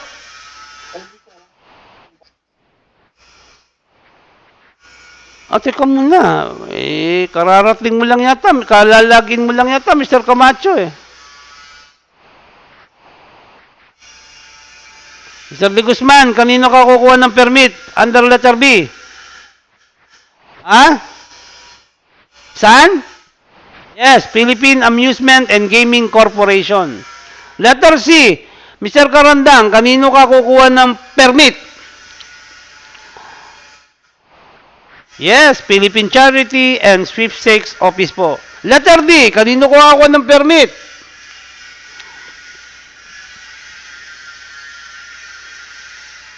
Dangerous Drug Board or the PIDEA po. Maliwanag po?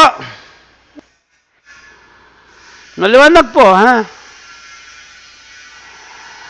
And who determines that item under letter me is a habit-forming substance? It is the President of the Philippines po. Yung bang nakaka-addict daw. Okay? Letter E, opium pipes. Hindi po yung opium, yung ginagamit po sa paghigop ng opium po. That is also restricted importation. Pag pinayagan po ng authority, let's say Department of Health, pwede po. Letter F, any other goods whose importation are restricted. Class, ito lang po ang process of elimination. If the goods does not fall under prohibited, most likely, this is what? Restricted, regulated, or freely importable. Did you get it? So, if the goods is not within or not covered by restricted importation, most likely, the goods is prohibited or regulated or freely importable. That's the process of elimination. Kaya, ang tatandaan mo lang, kung hindi pumasok sa 3.7, malamang ito ay pasok sa 3.5. Pag hindi pa rin pumasok sa 3.7 at 3.5, malamang sa 3.6 siya. Ganyan po ang paggamit ng elimination. Tinuturo ko sa inyo para maging madali. Did you get it, Ms. Gutierrez? At least, you can use the process of elimination. Hindi mo kailangang memoryahin lahat, Mr. Karandang. Tama, Mr. Karandang? At gagamit lang po kayo, letter A, letter D, letter B, R, letter C, L, letter D, M, letter E, O. At least, pag nakita nyo yung mnemonics na yun, alam ko na ito. Letter D, alam nyo na kung sino magkakasama. Letter B, letter R, alam nyo na kagad ang magkakasama. Gagamit po kayo ng mnemonics, yung initial po. Pero pag sumagot po kayo sa akin, hindi po pwedeng mnemonics. Kailangan po kumpleto. Did you get it, Mr. Karandang? Salamat. At naituro ko sa inyo. Salamat, ha? Okay, you're welcome, Miss Gutierrez, Miss Coria at Korea Telenovela. Mr. Karandang, pakiulit nga, how would you describe Miss Gutierrez? Art or something? Sige, ikaw nga. Bakit ba? Tinatanong kita. Recitation. Sige, Mr. Karandang. How would you describe Miss Gutierrez? Art or something?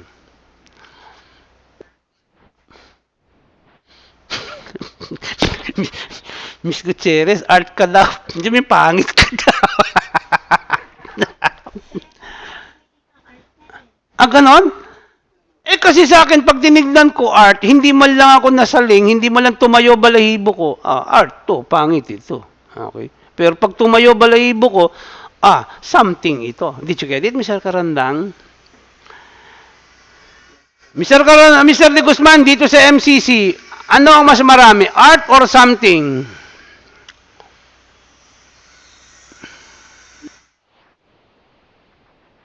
Mr. De Guzman, you! Ako? Honest question? Miss Gutierrez? Honest question? Miss Gutierrez? Mas marami ditong art. Okay. Number 1, 4.1. Pakibasa, Mr. Karandang.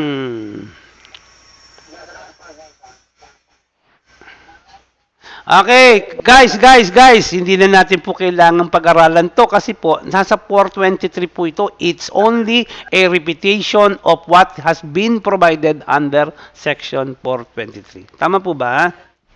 Hindi na po, yan din po yun. Inulit lang ni Secretary Dominguez, right? Tama ba? Alam na natin yan, 10,000 FOB or FCA value is covered by what? De minimis. And it is subject to adjustment every 3 years. By who? By the Secretary of Finance.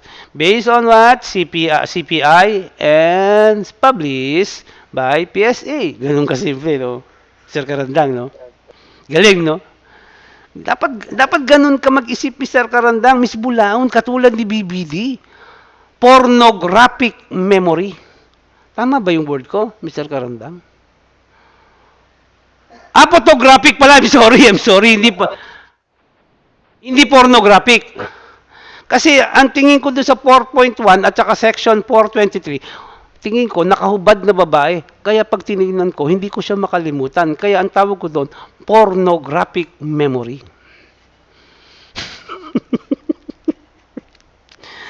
Okay, 4.2, Mr. Almuete.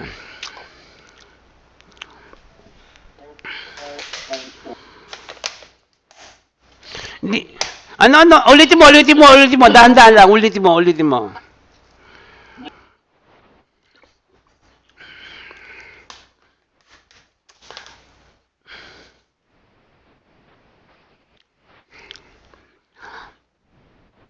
Now, in relation to shipment covered by or shipments covered by the de minimis value, it shall be also lodged electronically. Ibig sabihin po dyan, computerized din po through internet.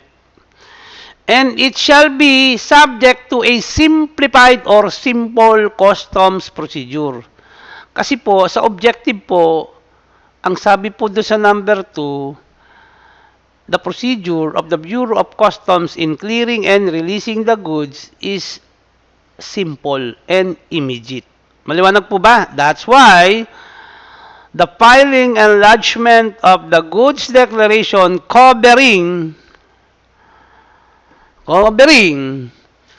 a de minimis value shall be simple as possible and it shall be lodged in accordance with the ICT.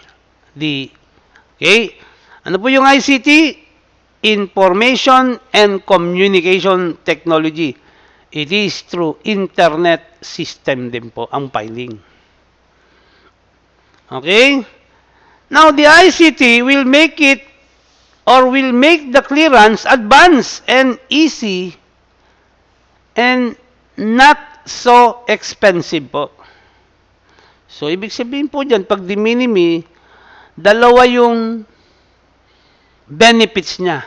Non-payment of duties and taxes and immediate release. through a simplified customs procedure. Okay. 4.3. Ms. Gutierrez.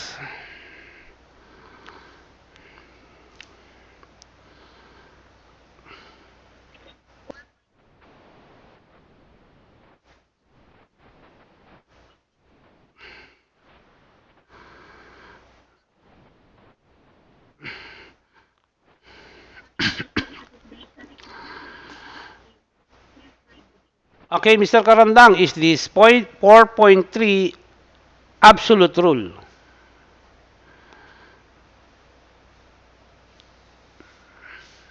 Is this absolute or general rule, Mr. Karandang? Ay, general.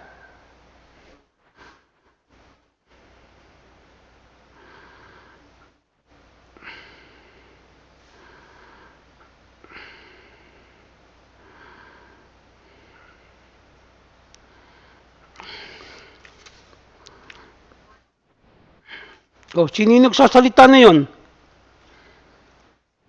Sino yun? Sino yun? Sino yun? Sino yun? Ah, ganun? Oh, ano? Is this 4.3 an absolute rule, Miss Gutierrez? Miss Bulaon? Why general?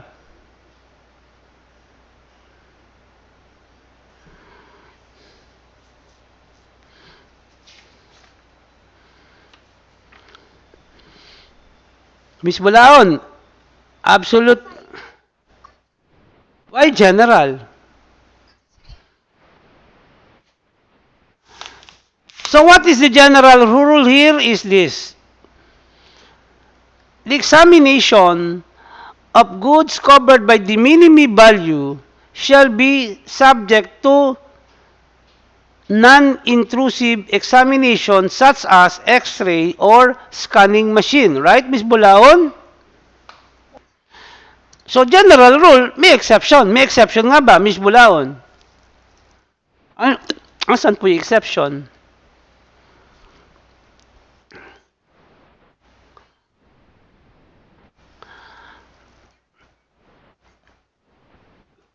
Mr. Karandang, meron bang exception? Mr. Karandang?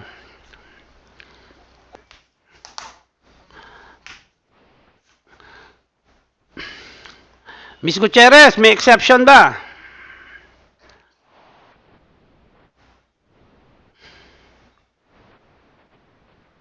Carl de Guzman, Mr. de Guzman, may exception ba? Mr. Almete, asan ang exception, Mr. Karandang?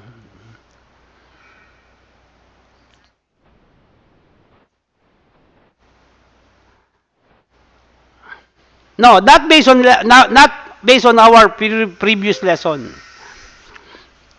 Miss Alili, may exception ba? Ha? Yes po, that is the exception po, Mr. Karandang. Ano ka ba naman? Hindi kasi nagbabasa eh. Eh. Ikaw, Miss Bulaon, kung anong pinagsasabi mo, binobola mo pa ako. Ayun o, 4.4 po. Miss Gutierrez, nakita mo? Ang galing talaga ni BBD magtanong. Yung may 4.3 general rule. Ang exception pala 4.4. Right, Miss Gutierrez? So therefore, 4.4 is the exception. Meaning, non-intrusive is the general rule. While intrusive is the exception, Mr. Karandang. Sandali inom muna ako ng tubig kong binili ha. Miss Bulaot, inumin ko muna. Ano nilalabot. Miss Kamoteya, inumin ko muna yung tubig kong binili ko sa Kajalisa. Mahal, 20. Paubos na naman, no?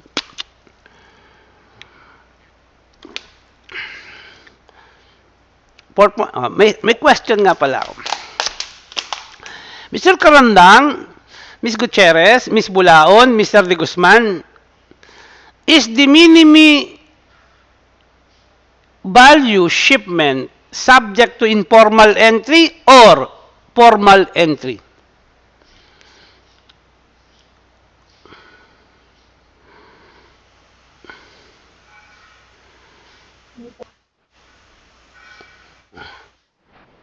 Bulaon? Ano, no? No, Mr. De Guzman? Formal or informal entry? Both. Mr. Karandang, you?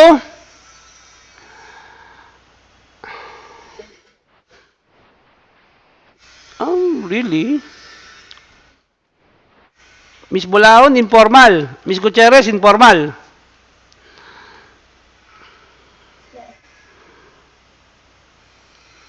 Oh, which is which? Formal or informal? Mr. De Guzman.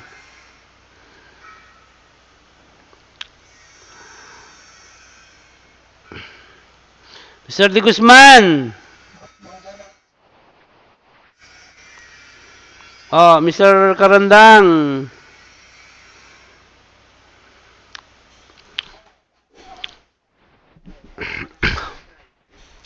Mr. Almete, formal or informal? De minimi value shipment.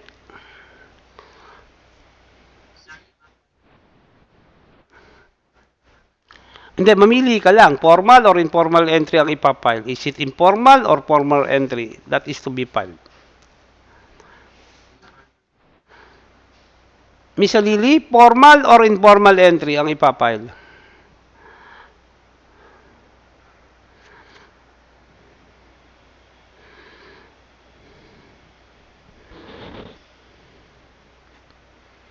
Miss Lily,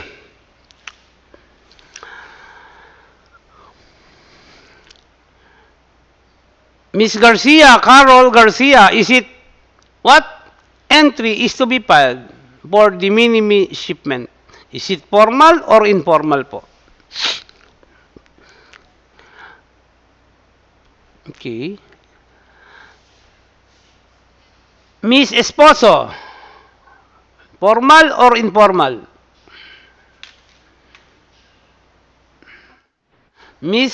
Formal. Miss Cancino?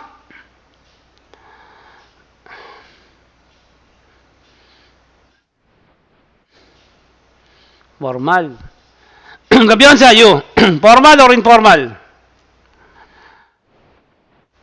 Ano? Pakilakas, Miss Gabio.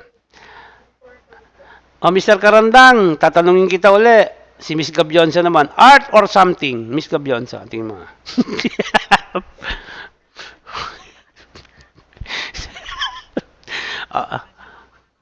Hindi, tinatanong ko lang kasi nandiyan pala si Miss Gabionsa. I want you to describe Miss Gabionsa.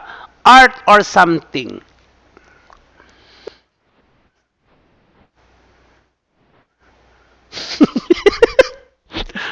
Oh, Miss Gabionsa, andiyan ka pa ba? How would you describe Mr. Karandang? Art or something?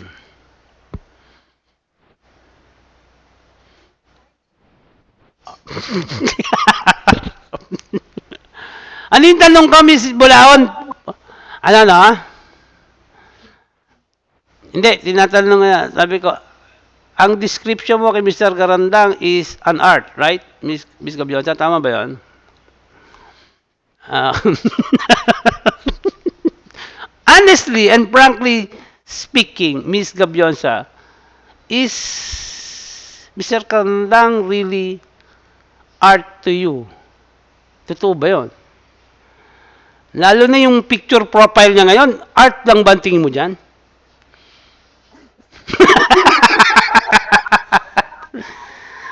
I'm just kidding. Okay, mag-alala kasi medyo naiihi na kasi ako pinipigil ko lang, hindi ako makalabas. Ang layo ng comfort room dito. Hindi naman ako pwedeng dito umihi sa iniinom ako na yun. Okay, what is the answer, Miss Bulaon, Mr. De Guzman? Informal or formal?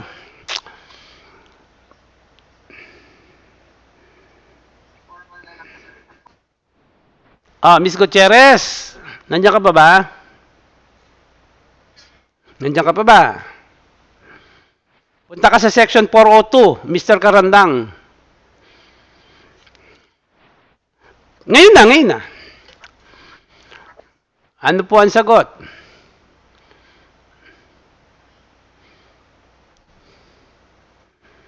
Mr. De Guzman, pumunta ka sa section 402.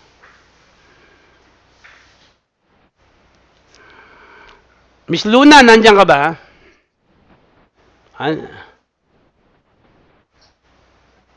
Kung naintindihan nyo ba yung 402? If it is 50,000 and above, that is formal entry. Below 50,000, it's informal po. Klaro? Ano ngayon ang sagot, Mr. Karandang? Yes, informal kasi po, 10,000 and below is below 50,000, right? So therefore, ang ipapile ng importer is an informal entry.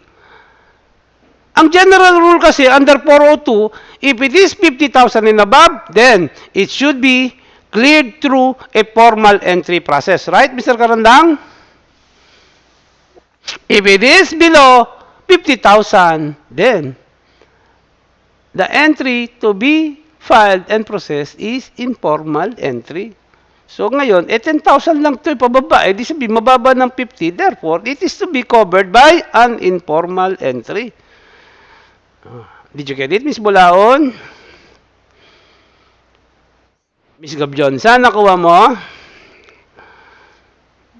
Mr. Almete, how would you describe Miss Gabjonsa? Art or something? Ikaw nga, Mr. Almete. Anong serne? Ako, tayo na. Sa akin, something. Ayan, at least honest ako, Mr. Karandang. Something. Okay? Mr. Almete, what about Miss Cancino? Art or something?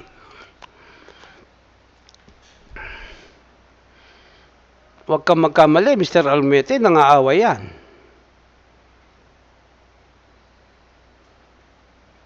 Karandang. Cancino.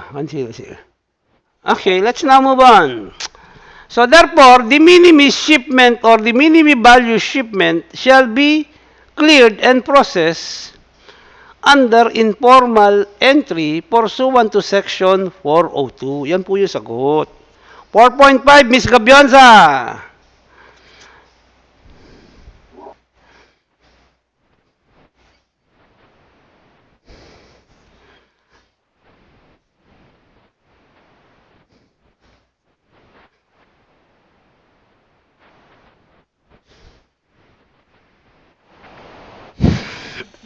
Mr. Karandang, ipaliliwanag ko doon. Pag lumagpas po ng 10,000, the personal and household effect as shipment shall no longer be covered by de minimis. Tama ba? Kasi ang gusto ng batas, 10,000 and below lang. Tama ba, Mr. Karandang?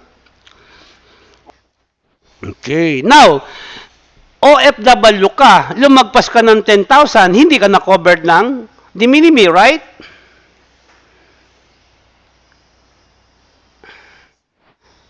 Pag lumagpas ka na ng 10,000, magbabayad ka na, right, Mr. Karandang? Okay. Wala na bang ibang solusyon para hindi ka pagbayarin ng duties and taxes kung may dala kang balikbayan box?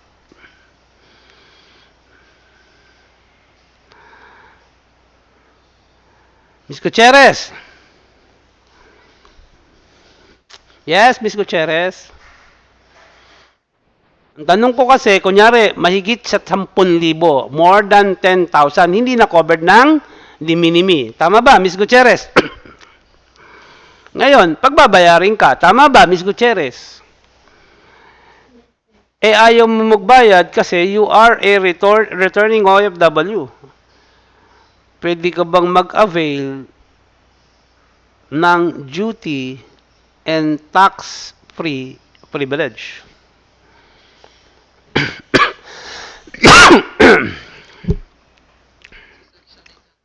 Yes, if the returning OFW's shipment did not qualify under the de minimis rule, then the returning OFW can avail of the privilege under Section 800, Paragraph G. Pag returning resident siya at hindi rin siya nag-qualify sa de minimis, punta ka naman sa 800, Paragraph F. Mr. Karandang, are you getting me? Did you get me? Okay, so ibig sabihin, pag hindi ka lumusot sa de minimis, meron ka pang isang pwedeng gamitin to have your personal and household effects free from duties and taxes. This time, hindi mo na gagamitin ng de minimis or Section 423. Gagamitin mo ngayon Section 800. Maliwanag, Ms. Gutierrez? Okay, 4.6. Mr. De Guzman.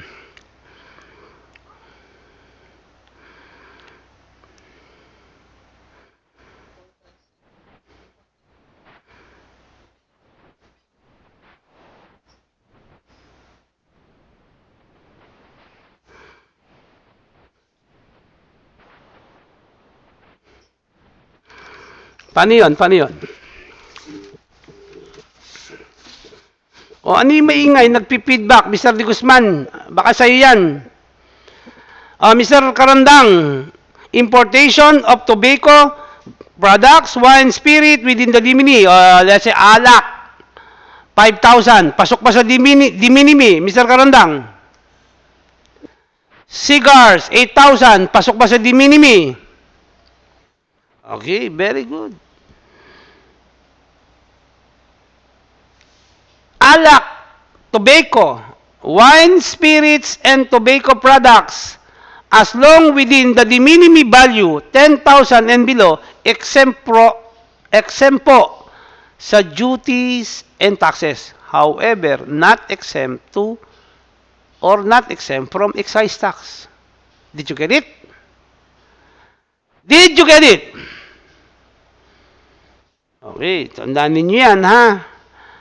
Pagka po wine, spirits, or tobacco products, even though within the de minimis, exempt lang po siya sa duties and taxes. But for excise tax, hindi po siya exempted. Do you agree, Mr. Karandang? Okay.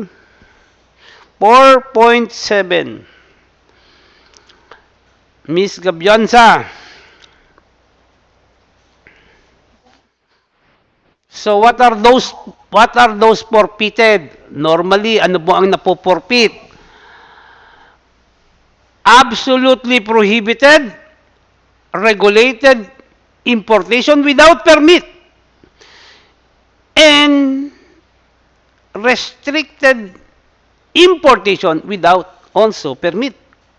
So they can be the subject of seizure and forfeiture proceeding. Klaro, Mr. Karandang? So, pagka po 4.7 ang ginamit, goods forfeited for violation of this clause shall be disposed. So, pagka po siya fit for human consumption, pwede pong ipa-auction. Pagka hindi po siya fit for human consumption, it shall be destroyed. Maliwanag, Mr. Karandang? So, ibig sabihin, pag pornographic films, pornographic magazine, pwede bang i-auction?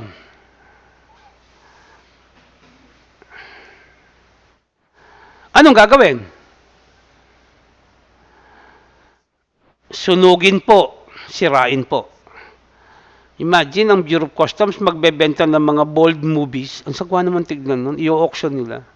So therefore, pornographic films, pornographic magazines are unfit for human consumption.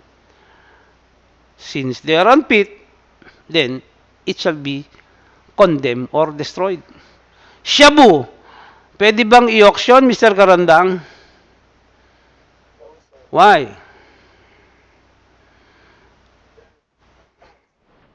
Because shabu is unfit for human consumption. Yun lang naman eh. Ganun naman sagot.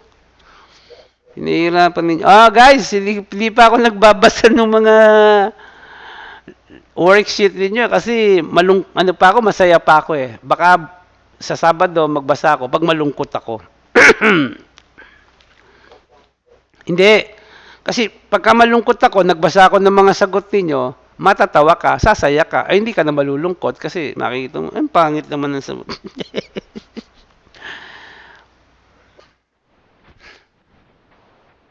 Ay, talagang, hindi, pag sumaya ko, ibig sabihin, pangit yung sagot ninyo. Ibig sabihin, ganun. Pangit naman ang ginawa nitong letter. Pangit naman ang letterhead nito. Di ba? Mga ganun. Okay, next. 5. Section 5, please. Miss Garcia Carol. Again, Mr. Karandang, ikaw ba? Oh, Mr. Karandang. Again, ano nga uli? Ito naman si Miss Esposo. Si Miss Esposo. Art or something? Art na naman. Talagang ang daming art dito sa MCC, eh. Continue, Miss Garcia.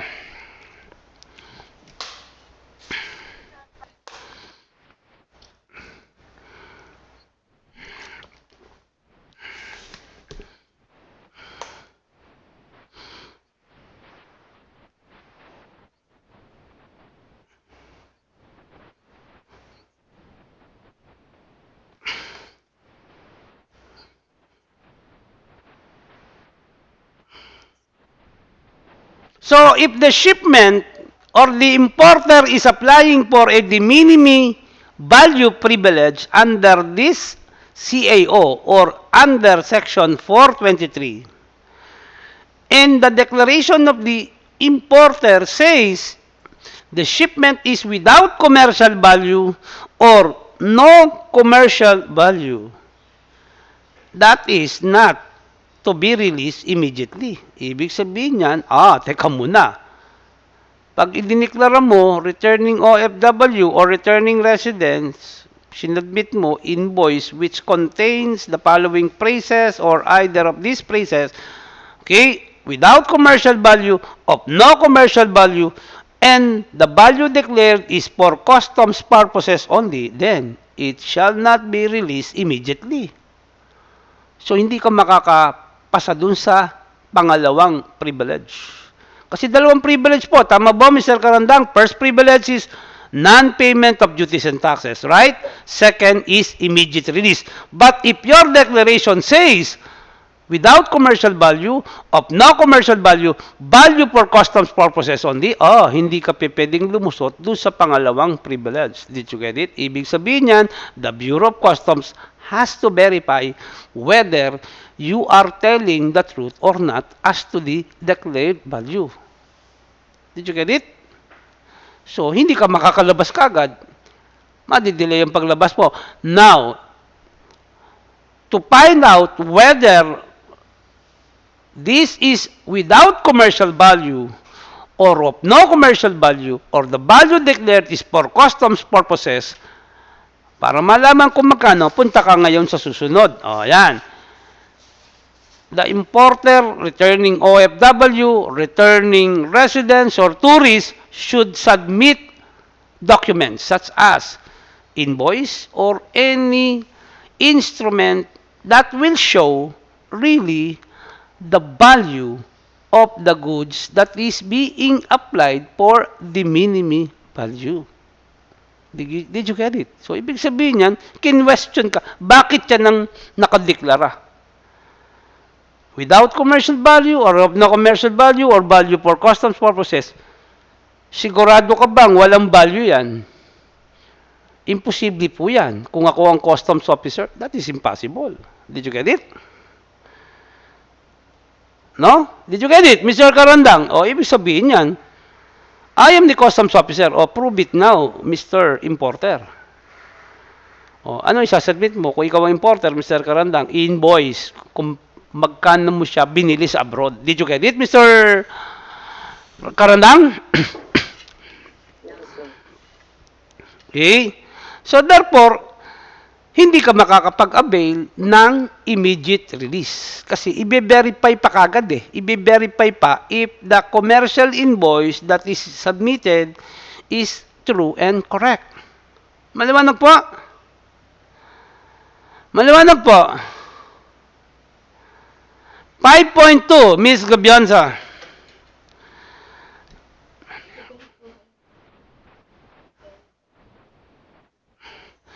Okay. Is there a limit regarding tobacco and liquor products? Meron po bang limit?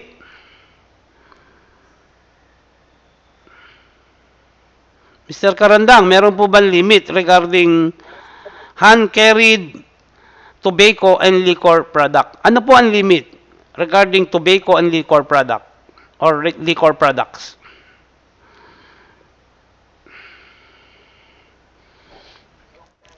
Hindi po. Punta po kayo sa CMO 28-2016. Hawak mo na, Miss Gamoteya, yung 28-2016.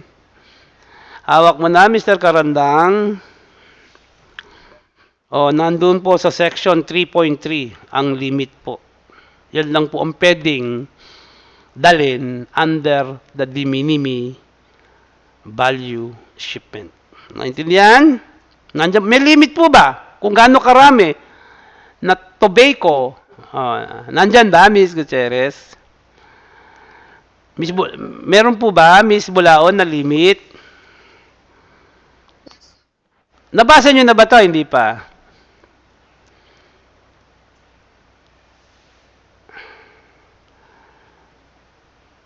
Mr. Karandang, nabasa nyo na ba itong 28-2016? Siyempre, hindi pa. Hindi pa. Alam ko na yung sasagot. Siyempre, hindi pa. Nabasa ko na eh. Tagal ko na nabasa to eh. Ibig sabihin po niyan, kaya hindi nyo alam yung limit, hindi kayo nag-advance reading. Tama ba, Mr. Karandang? So, therefore, if the quantity of tobacco or liquor product is in excess of the limit, sumobra po doon sa limit, okay? Therefore, it shall not be also entitled to immediate release. Maliwanag po? So, ibig sabihin, hindi po yung tobacco and liquor products is subject to two limits, 10,000 and the quantity. Tama po ba, Mr. Karandang?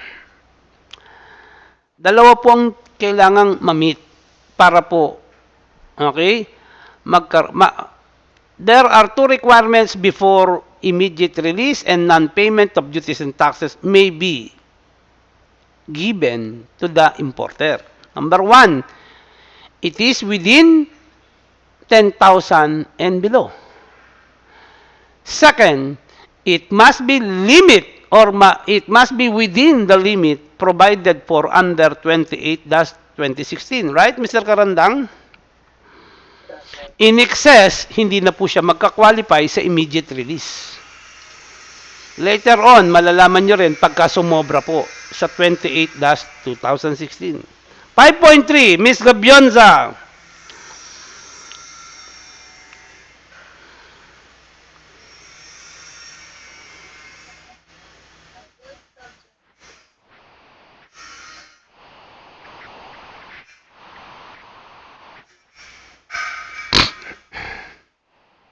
Okay, dalawa po yung explanation dito. 5.3 refers to regulated goods but non-commercial quantity po. Okay, maliwanag. Maliwanag po. If it is non-commercial quantity, isang peraso lang, although it is regulated, as long it is for personal use and within the limit allowed by regulation, kung isa lang, there is no need for you, okay, to secure a permit or clearance. But still, if it is regulated, it shall not be entitled to immediate release. So therefore, if it is, tandaan nyo to in excess or in commercial quantity, it is also not subject to immediate release. So yun po ang sinasabi sa 5.3. 5.4, if it is prohibited or restricted importation, it is also not entitled to immediate release. Actually, pagka po prohibited, hindi talaga i-release. Actually, it is to be seized and forfeited. If it is restricted importation, if there is no permit, then it shall not be released, but it is to be seized also and forfeited by the Bureau of Customs. 5.5, although it is within the value or within the de minimis value when the shipment is imported and entered conditionally free, hindi po siya lulusot sa hindi po siya magka-qualify sa immediate release. Lalo na po if the shipment, although the value is within the de minimis value, however, the shipment is to be entered under Section 800, wala pong immediate release din yan. At pagka po for warehousing or for transit to PESA locator, hindi rin po siya magka-qualify under immediate release. So, Section 5 provides for what are those shipments, although covered by the minimis value, not entitled to immediate release. Hindi ka po pwede. Dadaan ka po sa normal process. Simplified or immediate release is pass. Non-simplified or non-immediate release shipment, it is slow. So if the goods falls under any of the circumstances enumerated under Section 5 of COW 2-2016, the shipment shall not be subject to immediate release. Dadaan ka sa normal process. Maliwanag?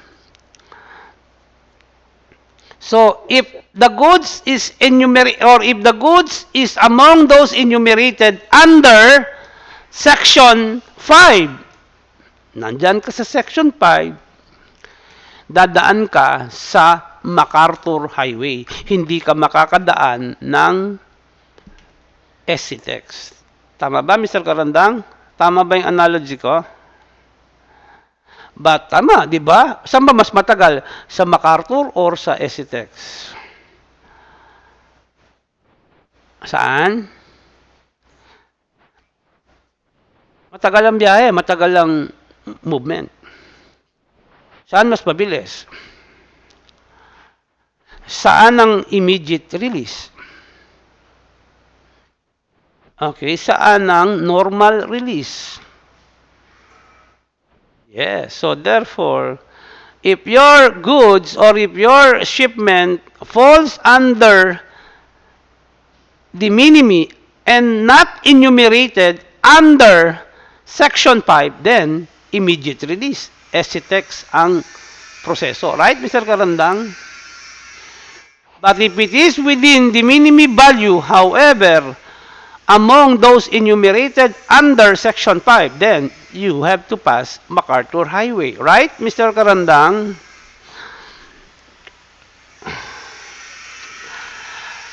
Ms. Bulaon, do you have any question?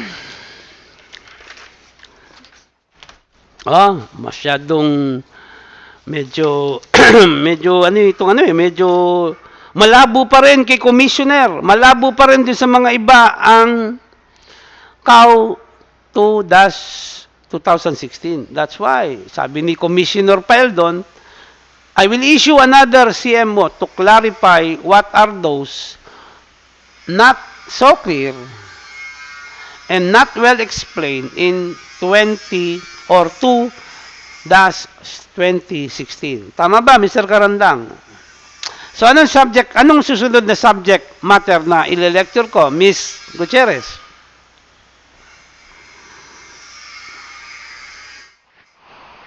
CMO, 28-2016. Ms. Gabionza, Ms. Garcia, may kopya na kayo? Mr. De Guzman, may kopya na kayo? Okay, very good. Ms. Esposo, meron ka ng kopya? Okay. Mr. Karandang, how would you describe Ms. Dison, Rowena Dison? Art or something? Art din. Mr. Karandang, what about Ms. Magsino? Art or something?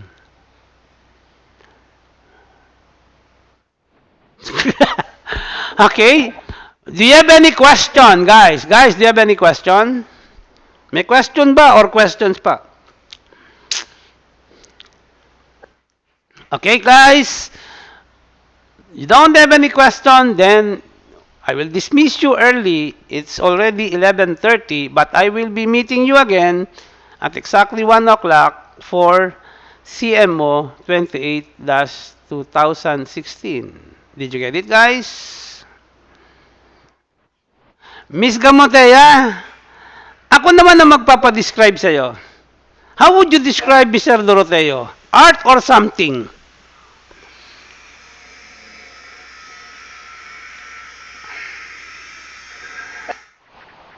Tinatanong kita eh. Pangit din pala si BBD, Mr. Karandang eh. Ano? Miss Bulaon, you, art or something si BBD?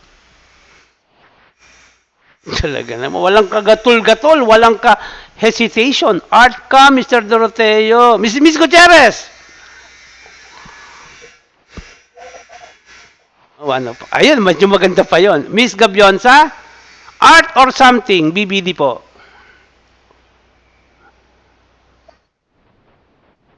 Ba, okay, sabay bawi eh. Wala na, tapos na. Damage is done. Yes, Miss Gabionsa? Okay, you're dismissed and see you this 1 o'clock. Okay, guys? Guys, dismiss. Good morning again.